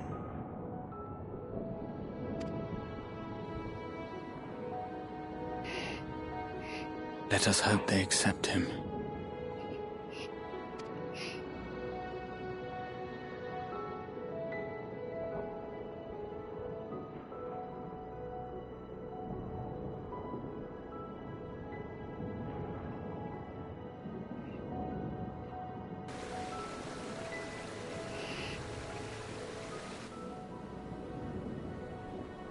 If I am hearing this right, you were the satrap all along? Vashan! I mean, Master Vitra, does your divine eye really see all? Nay, child. While mine eye hath borne witness to the whole of our nation's history, to its future I am blind as thee. Countrymen, calamity the likes of which we have never known is come to Fafnir, our home. Friends and loved ones have been taken from us. I, too, have lost my closest confidant. Ahawan loved this land and served it with dignity till his dying breath. A nobler satrap there will never be. For so long, I lacked the courage to face you. I will not easily earn your trust, this I know. And yet, I cannot sit idly by and abandon Radzathan to her fate. A font of boundless vibrancy, this jewel of the ocean. Since time immemorial hath she glittered with every color imaginable. To this dragon, slumbering in his dark lair, 'twas a mesmerizing sight, and one that brought no end of joy to my heart.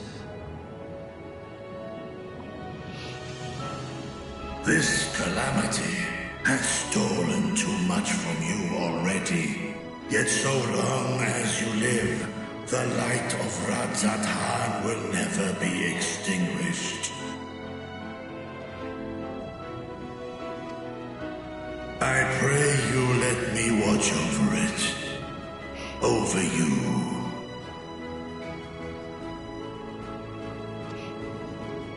And lend me your strength, that we might face this trial and those to come as one. I do not know you, dragon, but I thank you for speaking the truth to us. As divinities, both Manusha and Riga once joined together, so too do I believe that hand in hand, we can overcome this ordeal and welcome an era of peace.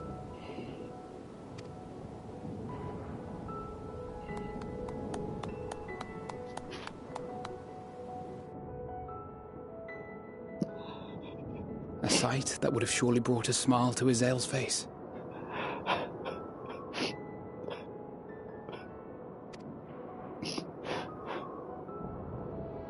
Indeed.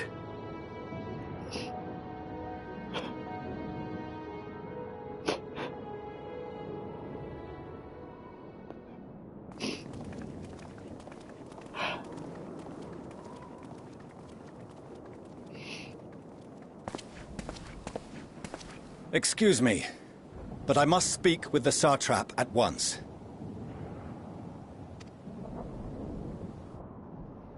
Father!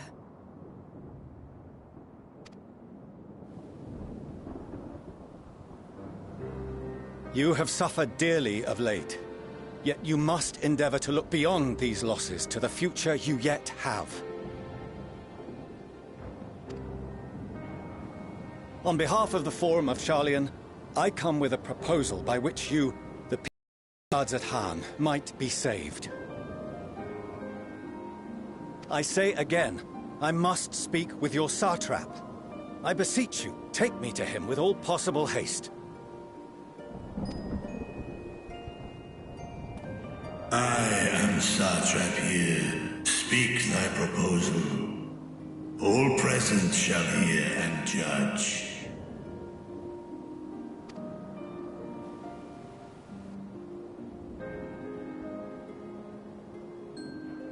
If I have given offense, then I apologize. First, allow me to share with you what knowledge we have of the phenomenon responsible for your woes. The final days. 'Tis an affliction of stagnancy and rot, sown into the currents of the star.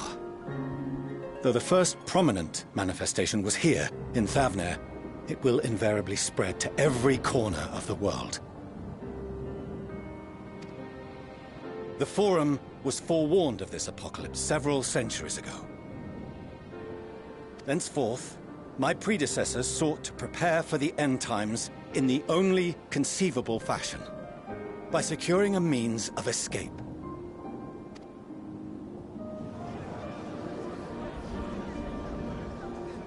Escape the star? What madness is this? 'Tis by no means madness.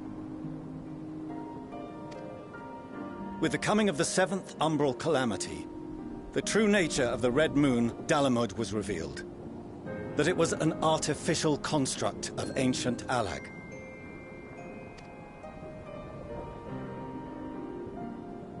But what of the Silver Moon? This celestial satellite is yet another technological marvel fashioned and maintained by ancient allies. A ship that will sail the heavens and deliver our people from destruction. And by our people, I speak not only of Sharlayan. We mean to save every man, woman, and child it is within our power to save. Including you, our dear friends of Radzat-Han. Recent events necessitate adjustments be made, and quickly, but we can and will escort you safely to the moon.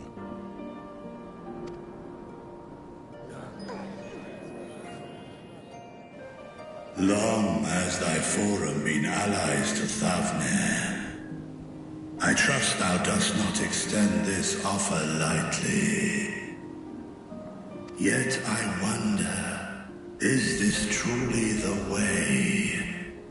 Is there a future to be built for us beyond this star our father deemed the last bastion of hope?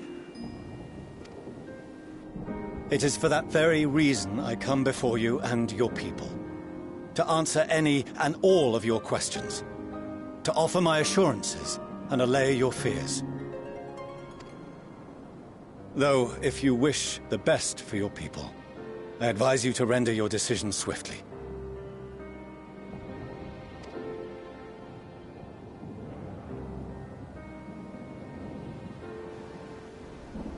Show our friends to Megaduta. They are to be received as honored guests.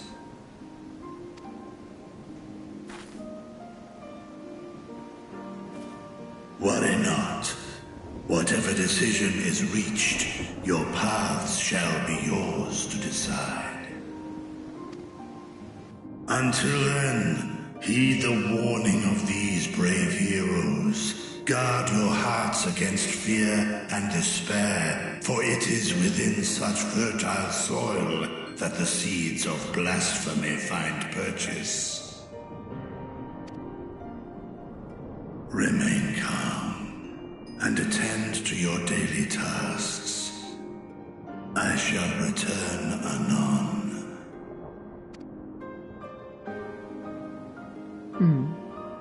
We'll do as you say, Master Vitra. We believe in you.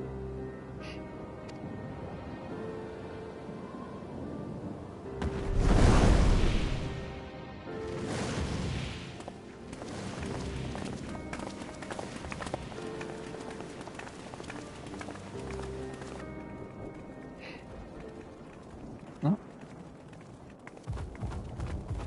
She's running with purpose. Oh, you're still here. What a relief.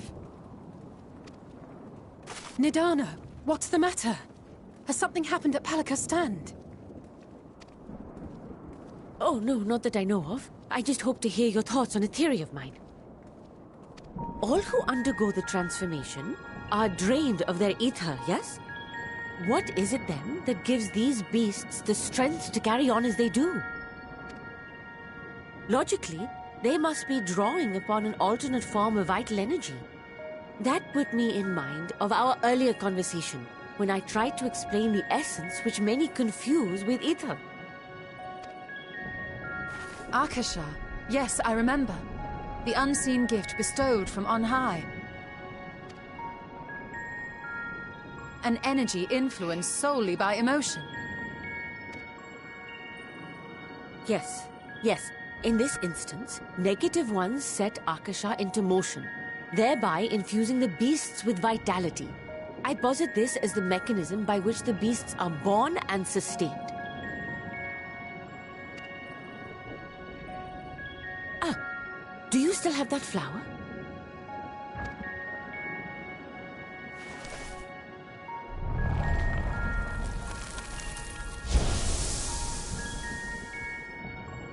I did. If we accept that it once shone bright by drawing upon Akasha, influenced by the thoughts of those nearby, then fear, terror, despair, negative emotions so powerful as to suffocate it, permeated the air in this place.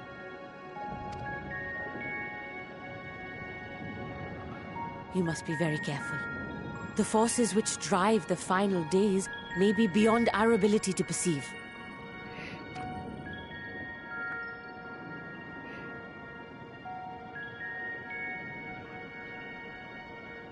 Sorry, I didn't mean to scare you like that.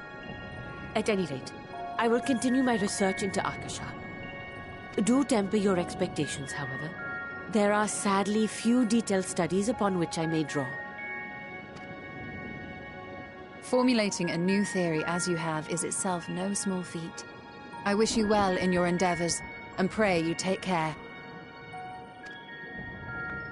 Thank you. You stay safe as well, yes? Till next we meet, and we will meet again.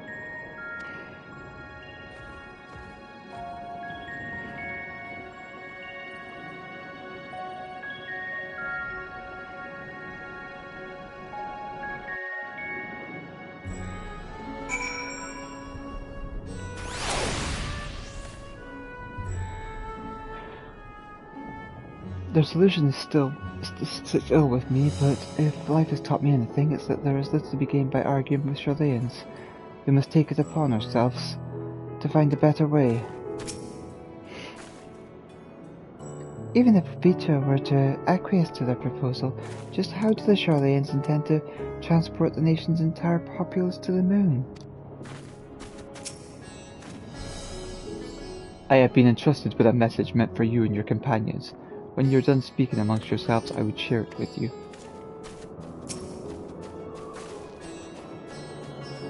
We have no better, safer course in action than to offer them than flee into the moon. I know this, yet Vitra and his people love their home.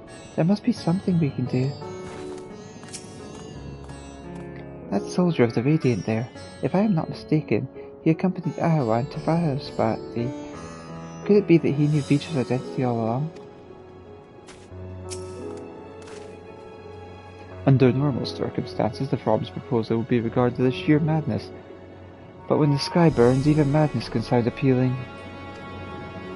Doubtless Vitra is loath to abandon his home, and yet absent other options, he cannot dismiss the option out of hand. As far as we have come, and after all the horrors we have seen, there is still so much we do not know about the final days. Could it be as Nadana said, that the cause of this phenomenon is beyond our comprehension? And if so, are we powerless to forestall it?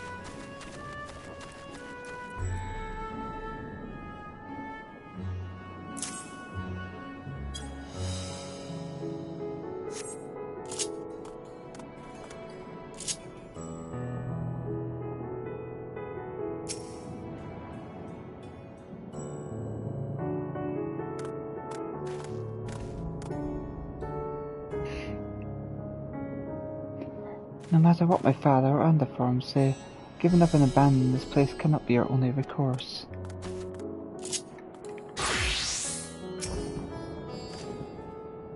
Under normal circumstances, the Forum's proposal would be regarded as sheer madness. Yeah, I read that already. Yeah, read.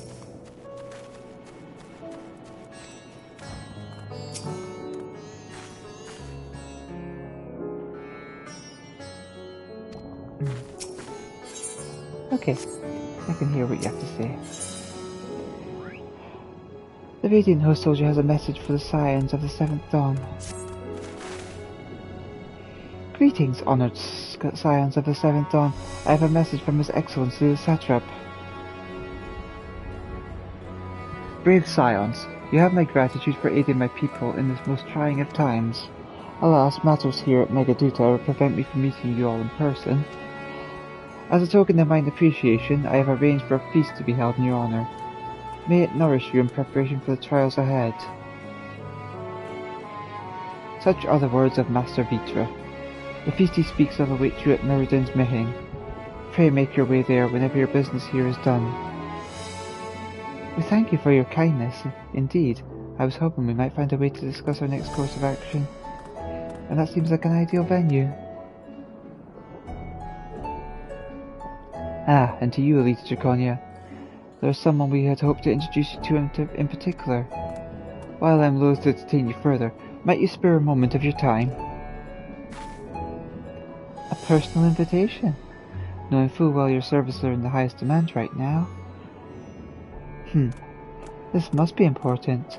Worry not, we'll save some food for you, so take all the time you need. Whoosh! Thank you, friend. Whenever you're ready, please join me in the Aetherite Plaza. I shall go on ahead.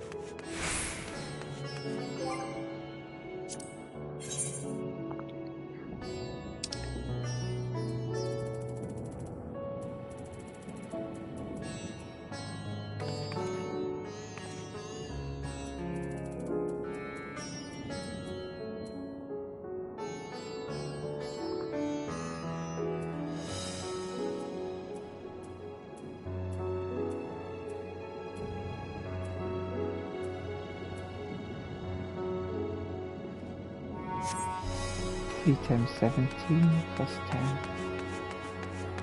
10, 20, 30, 40.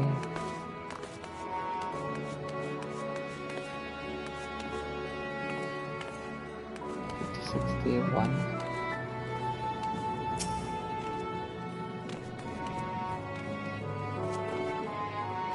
Access to the Aetherite, you see, there has been restricted to a select few ever since the tower first appeared.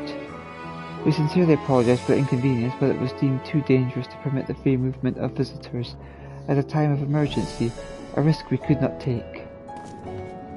In light of recent developments, however, the Satrap has decided that such restrictions would only hinder our efforts to combat the final days. As such, I would encourage you to attune to the Aetherite before proceeding along the corridor.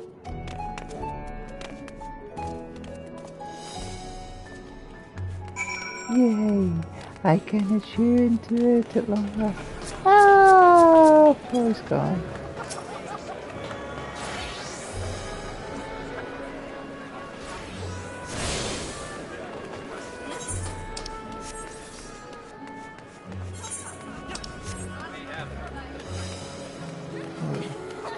Probably because of favorite destination.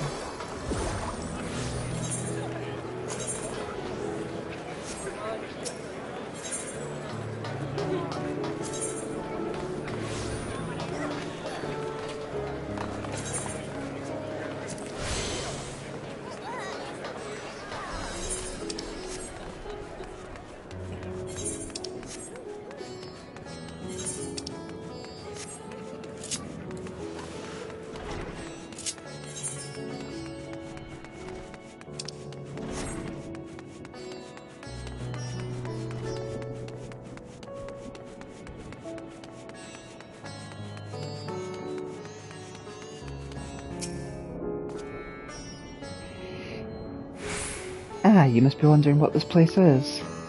You stand in the hall of the Radiant Host, from where our leadership oversees all of Razat's Hand's military operations. Sundrop, our destination, lies just ahead.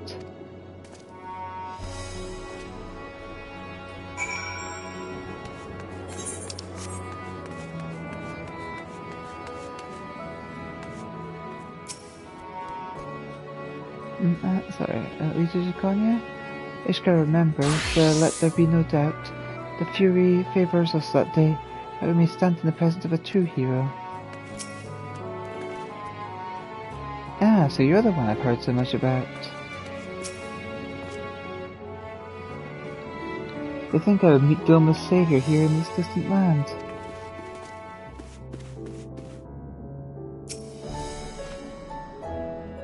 The liberator of Aga El Amigo is always a welcome sight. If I can be of service in any way, just ask.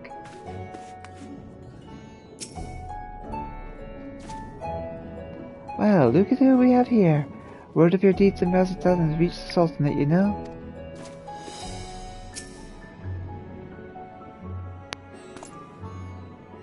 Wait, I know you. Ah, but forgive me. Idle chatter can wait. Elita, we've been waiting for you.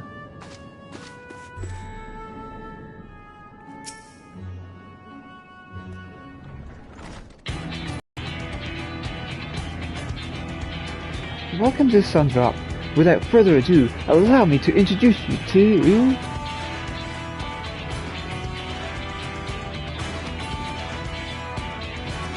Oh ho ho, so you're the famous Elita Draconia, eh? I knew it the moment you stepped through the door. You have the look of one who's walked through hell. Sure, Bat, please. You're speaking to the Satrap's honoured guest and the saviour of our people. Can you not show a modicum of respect? What disrespect is there in paying a fellow warrior a compliment? We're all friends here, or will be soon enough. More formally then, for the benefit of my countrymen, it is a pleasure to have you with us, O great champion of Eorzea, scion of the Seventh Dawn, warrior of light and all-round good egg, I'm sure.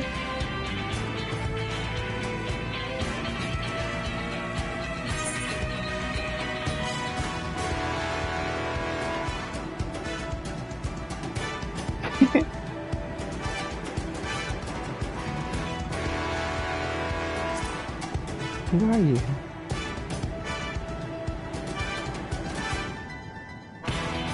A fool with too many scars and knees that ache in the winter. The name's Shearbat, and I attend to business here.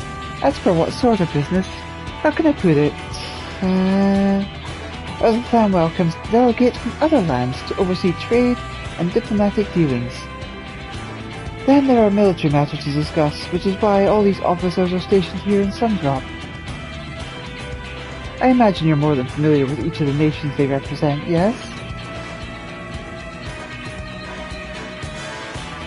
We've got representatives from Doma,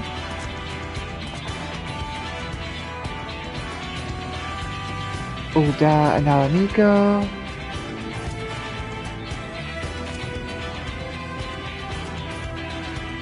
Limsa Lominsa,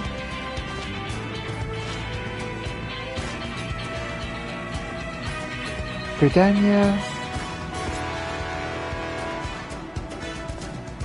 and last but never let it be said least, Fishguard. They're the eyes, ears and mouths that bridge the distance between Razathan and their respective homelands.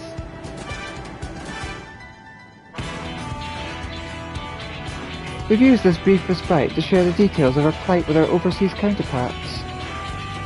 And wouldn't you know it, all the leaders request a few words from you specifically. You're a woman in high demand, eh? And so, would you mind regaling us all with your own account? Indulge us before you indulge yourself.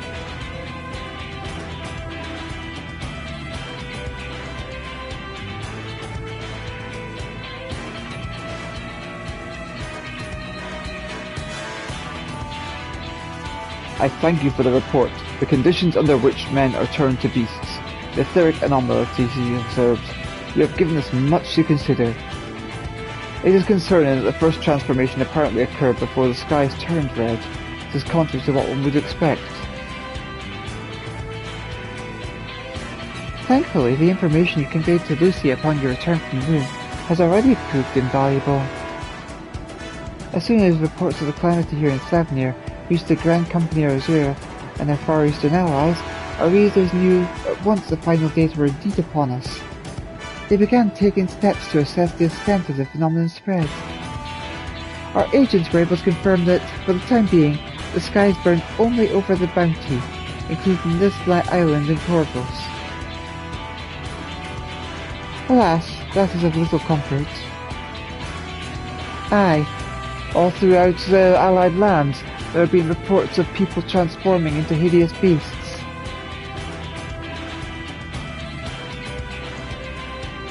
From what little we have learned, these incidents are similar in nature to that involving the merchant Kazal.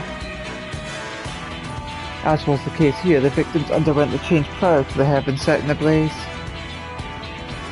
And so, while the burning skies have yet to manifest beyond the Bounty, the transformations do not appear to be subject to any similar restriction.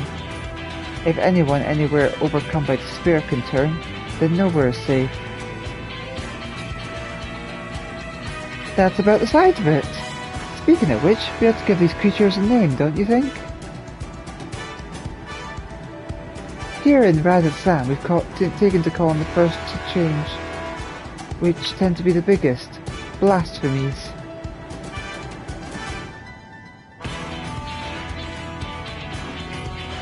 As fitting a name as any, to ensure clarity in future communications we shall urge our comrades to adopt this terminology.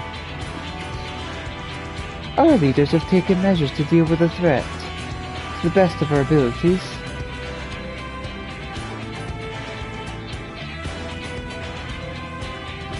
Aye, each nation has assembled their own groups of elite soldiers to put down these so-called blasphemies, and their spawn as and when they appear. At the same time, they are doing all in their power to put the people's minds at ease, and prevent panic and fear from spreading. That said, brave souls with the strength and fortitude to fell these terrible fiends are not easily found. Just so, and it is for that very reason we turn to you. Pray, lend us your strength, and help us to slay the blasphemies that plague our homelands.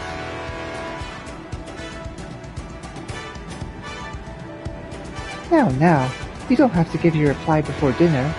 I should also mention that each blasphemy seems to possess wildly different characteristics. What works well against one may serve you poorly against another.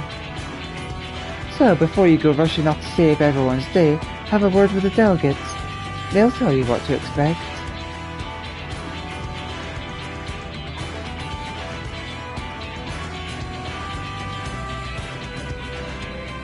And with that, I do believe our friend here has a feast to attend. Spare a thought for us while you're tucking into all that fine cuisine, eh?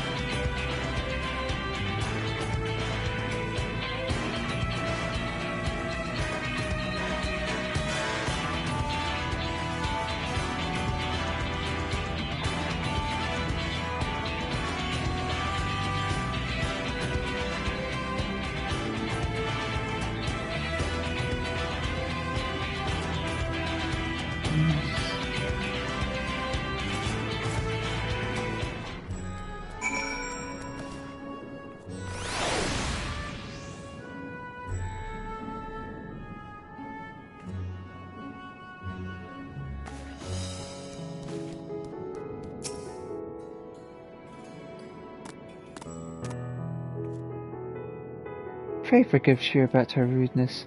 She can be a bit boisterous at times, but it's simply her nature. Anyway, my apologies for keeping you from your hard-earned rest. You will be rejoining your companions, yes?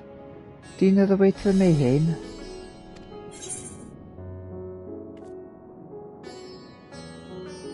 I know Razatan like the back of my hand.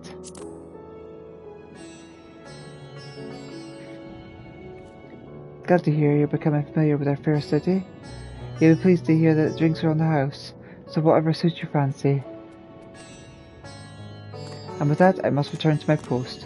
On behalf of the Radiant Host, I thank you and your friends once more for lending your strength and courage to Razatan in our time of need. We shall endeavour to fight for the good fight till the end, that we might honour Anaran's legacy and serve Master Vitra as well. You have my word that your efforts will not be in vain.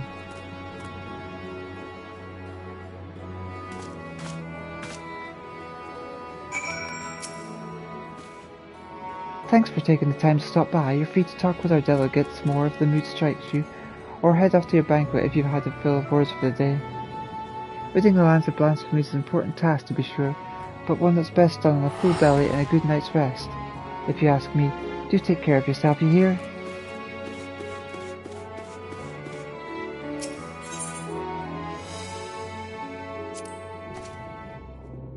As I live and breathe, the great Elita Draconia. I'd love to bombard you with questions about your exploits, but my associate here would like a word with you first. We've had reports from Alamigo of what's believed to be a blasphemy. We both wish we could go and lend our support, but we've been ordered to stay here for the time being.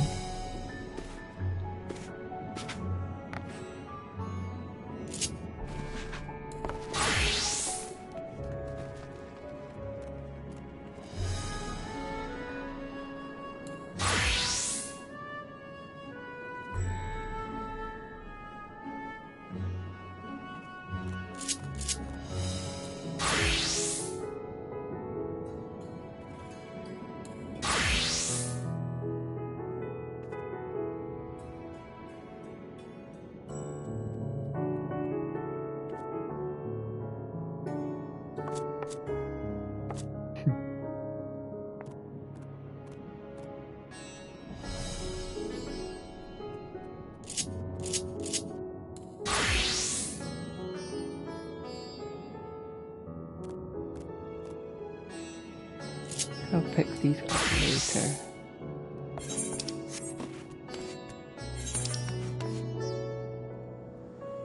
Oh my goodness, there's quests everywhere.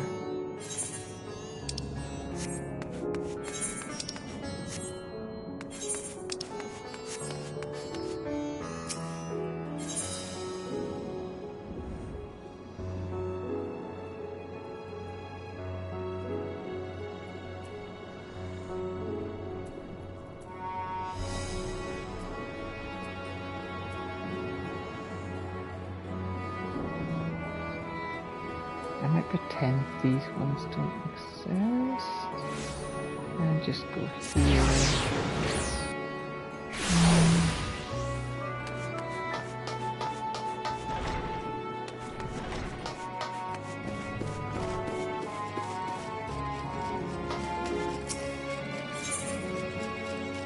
Meredith glances softly at a bright woven strap on the counter. Such a precious trinket, yet its owner makes no effort to come and retrieve it. I do hope this doesn't mean... Love it, isn't the brave soul protect us all from the beasts? And perfect timing, no less. Might I ask you a small favour?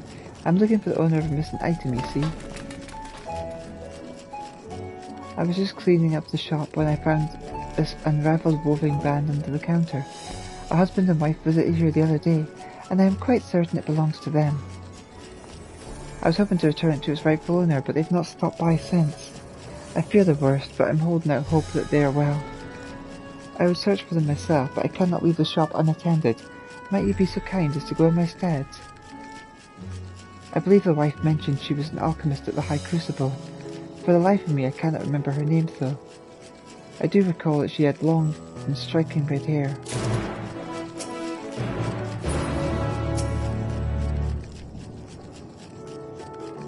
Pray seek out a red-headed alchemist at High Crucible. Sorry I cannot be more helpful than that.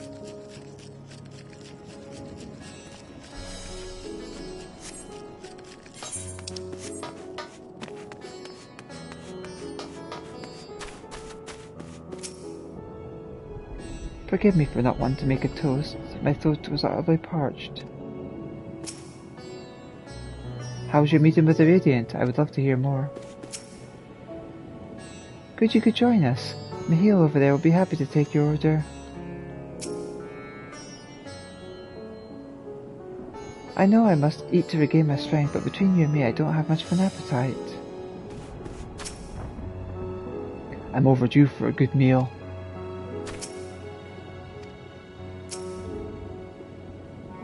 The threat here has been quelled, but our job's only just begun.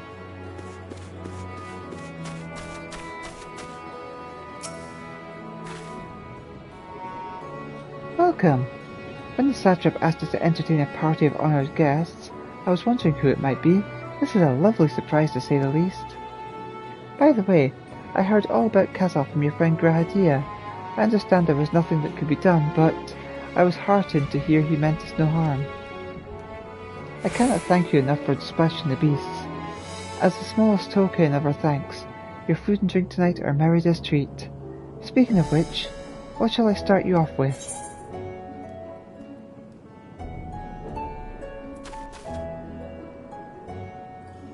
A glass of your finest local spirits.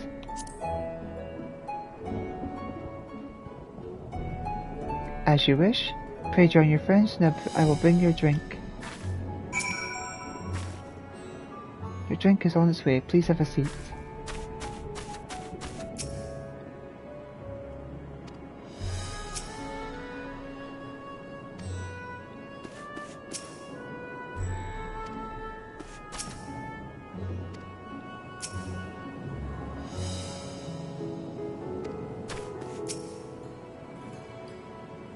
Welcome back.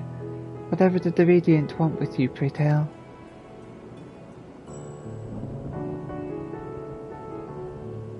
Our allies have sent military delegates. That's news to me. Mind sharing the details?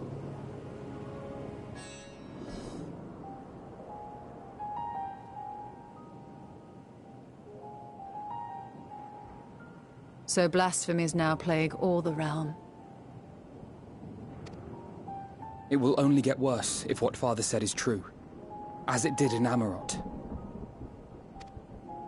If that's our model, then shouldn't we expect the effects to grow more severe as it feeds off its own spread? As if people transforming into those monstrosities wasn't bad enough. If the flora and fauna, if the land itself turned against us. No one would survive.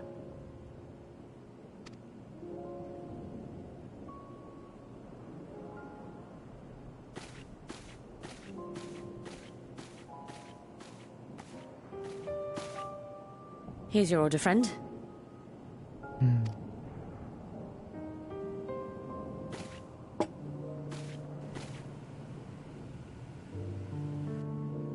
May you find comfort in these dark times.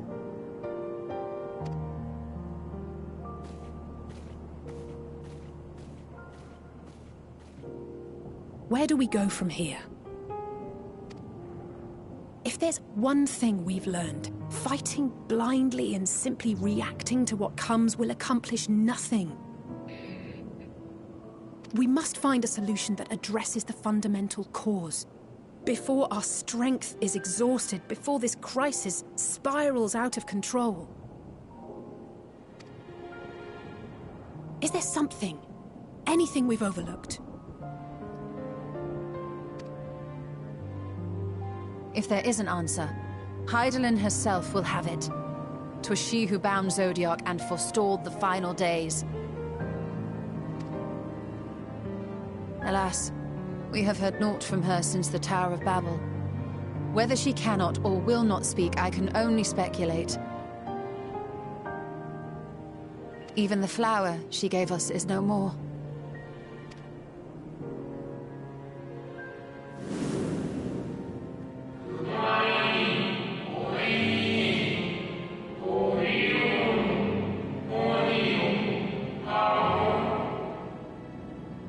In our time we called it Elvis.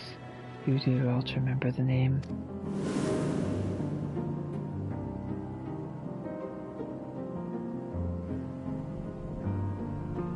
So advised the Watcher. But what could be the significance of that name? It is entirely unfamiliar to me. To me as well. It meant something to the ancients, though. In our time. Most surely. Yet I do not recall a single mention of it in the records of Anida. Another dead end. And quite literally. It's not as if there are any ancients living we could go and ask.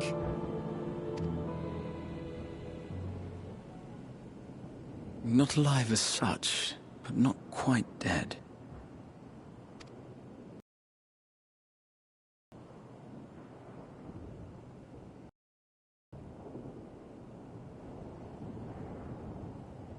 Elidibus.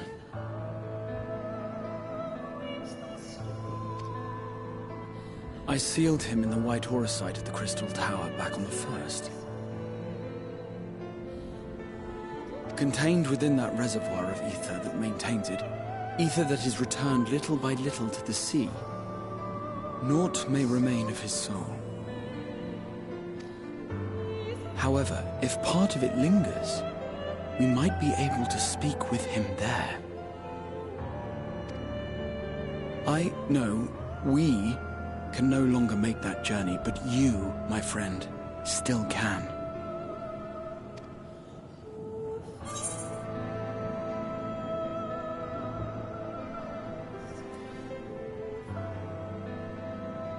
Maybe an opportunity to look in on the others as well.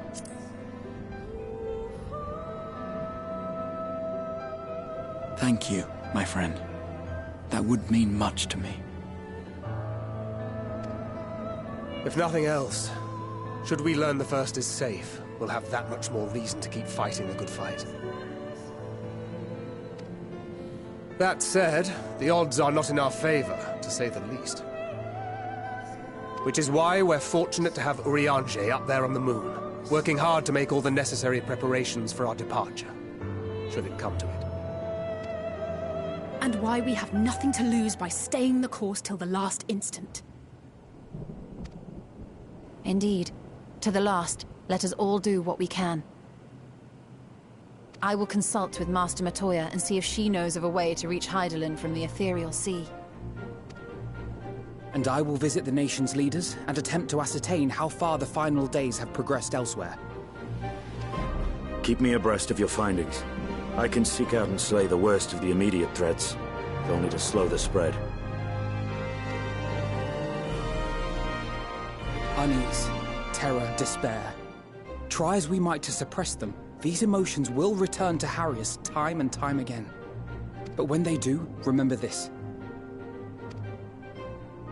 Your friends and loved ones are out there somewhere, sharing in your struggle. You are not alone.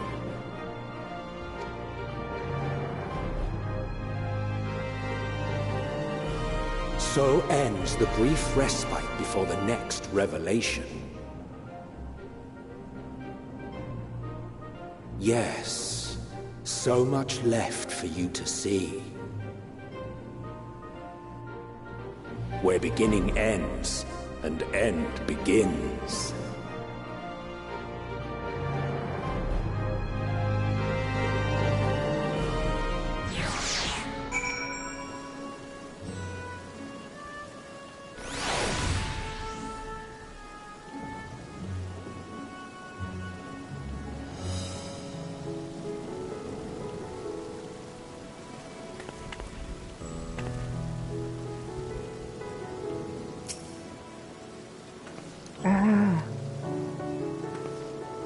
Well, I suppose I do feel better on a full stomach after all.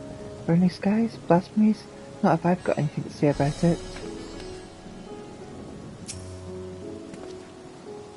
The final days. How far has the phenomenon spread? And how does it manifest itself in each land? I must reach out to my friends in each nation and find out all I can. Beasts and blasphemies may be running amok in nearby lands outside the influence of Razatan and the Alliance. If so, I may need to go hunting.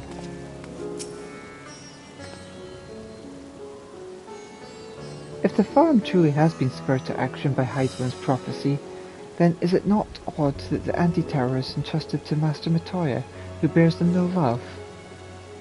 No doubt she has a reason for this, and I would know what it is. Nothing like a feast to live with spirits. I trust you enjoyed yourself as well.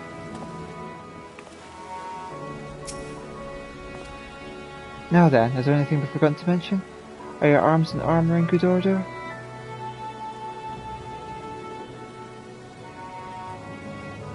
In that case, it's time we each attend to our tasks, and when you arrive on the first, give my regards to Reen. Tell her I miss her.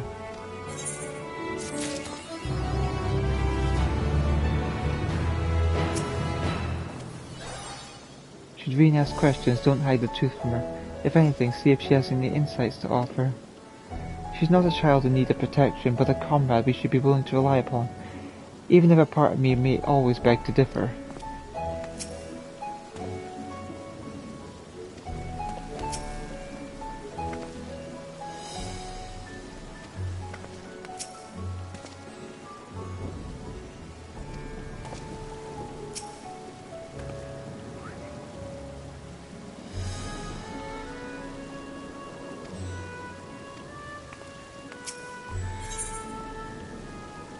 Gratia has something he wishes to give you. Take this, Elita, my spirit vessel.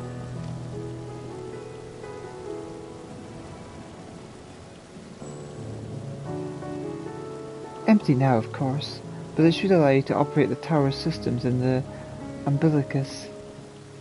If even the smallest fragments of Elizabeth's essence remains, it should be possible to locate it. As for access to the umbilicus, pray seek out Lena for assistance. Chances are she still stands watch at the Ancestor Gate. Should she or anyone else ask after me, tell them I am living my life to the fullest, that I am happy, hardships and all. Well, we best be on the respective. God's willing, we will see each other again ere long.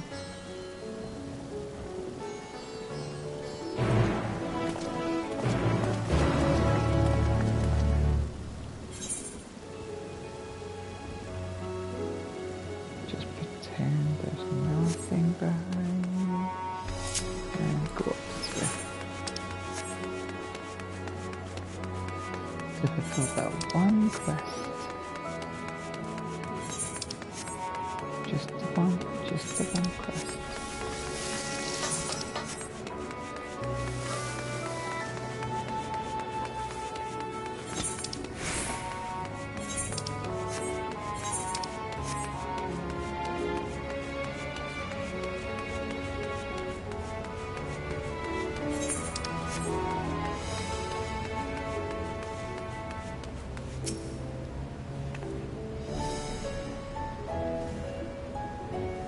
A band, you say? It isn't mine, that's for certain. were nowhere near Mirrorhead at the time. Fortunately, my loved ones and I all escaped harm. I can only hope the same is true for the person you seek. I can only hope the ordinary bands not come to harm. Many here have not been so fortunate.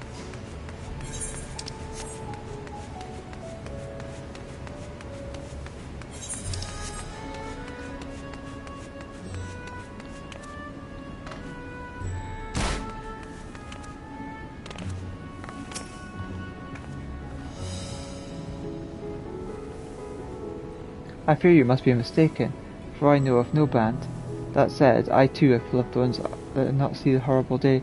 I do hope your friend is safe. But I fear I have no time for chatter. All I can do is focus on saving who I can and pray that I see my friends again. Now if you'll excuse me. He's gone.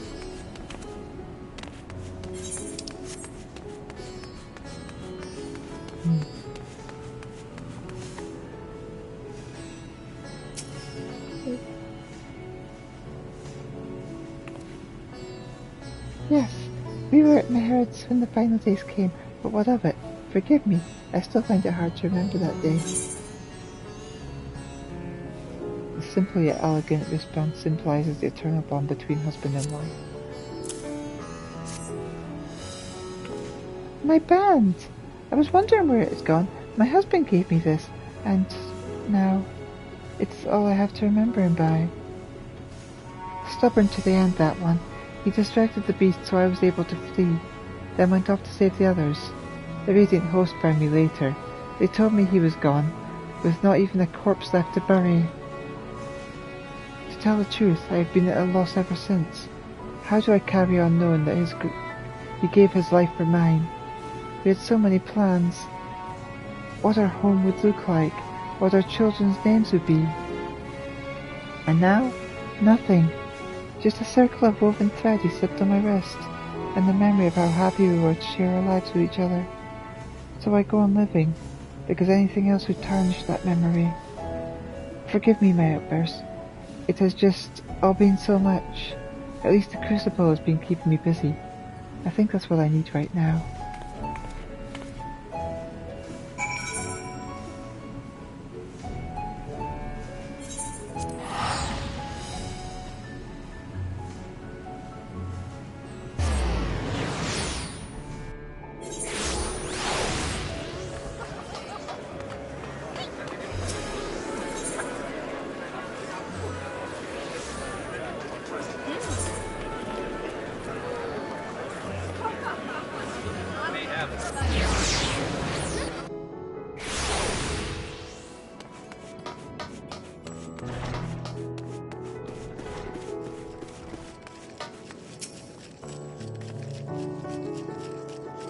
Welcome back. Were you able to track down the couple?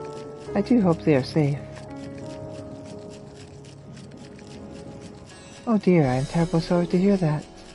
At least we're able to return the band as a memento for that woman, as small a solace as that may be. That woven bracelet is a talisman of sorts. It creates a bond between gods and mortals. The tie to the brazen is strong the protection it offers from the fate most dreadful. In Razat's hand, it's tradition to present one to your lover, to beseech the gods to offer divine protection for whom you care deeply. It would seem her husband's prayer was heard, though tragically at the cost of his own life.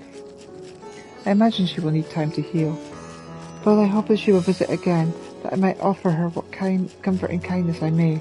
At any rate, I thank you for attending to this task for me.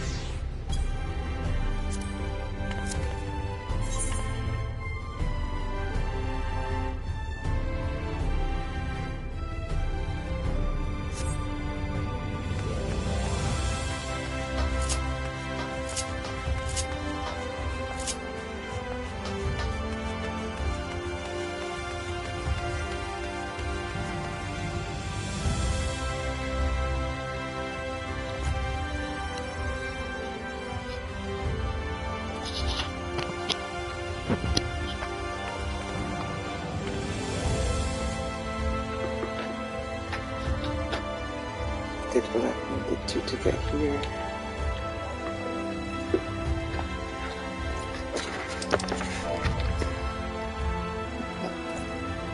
Oh yeah, of course. I better end the podcast just now.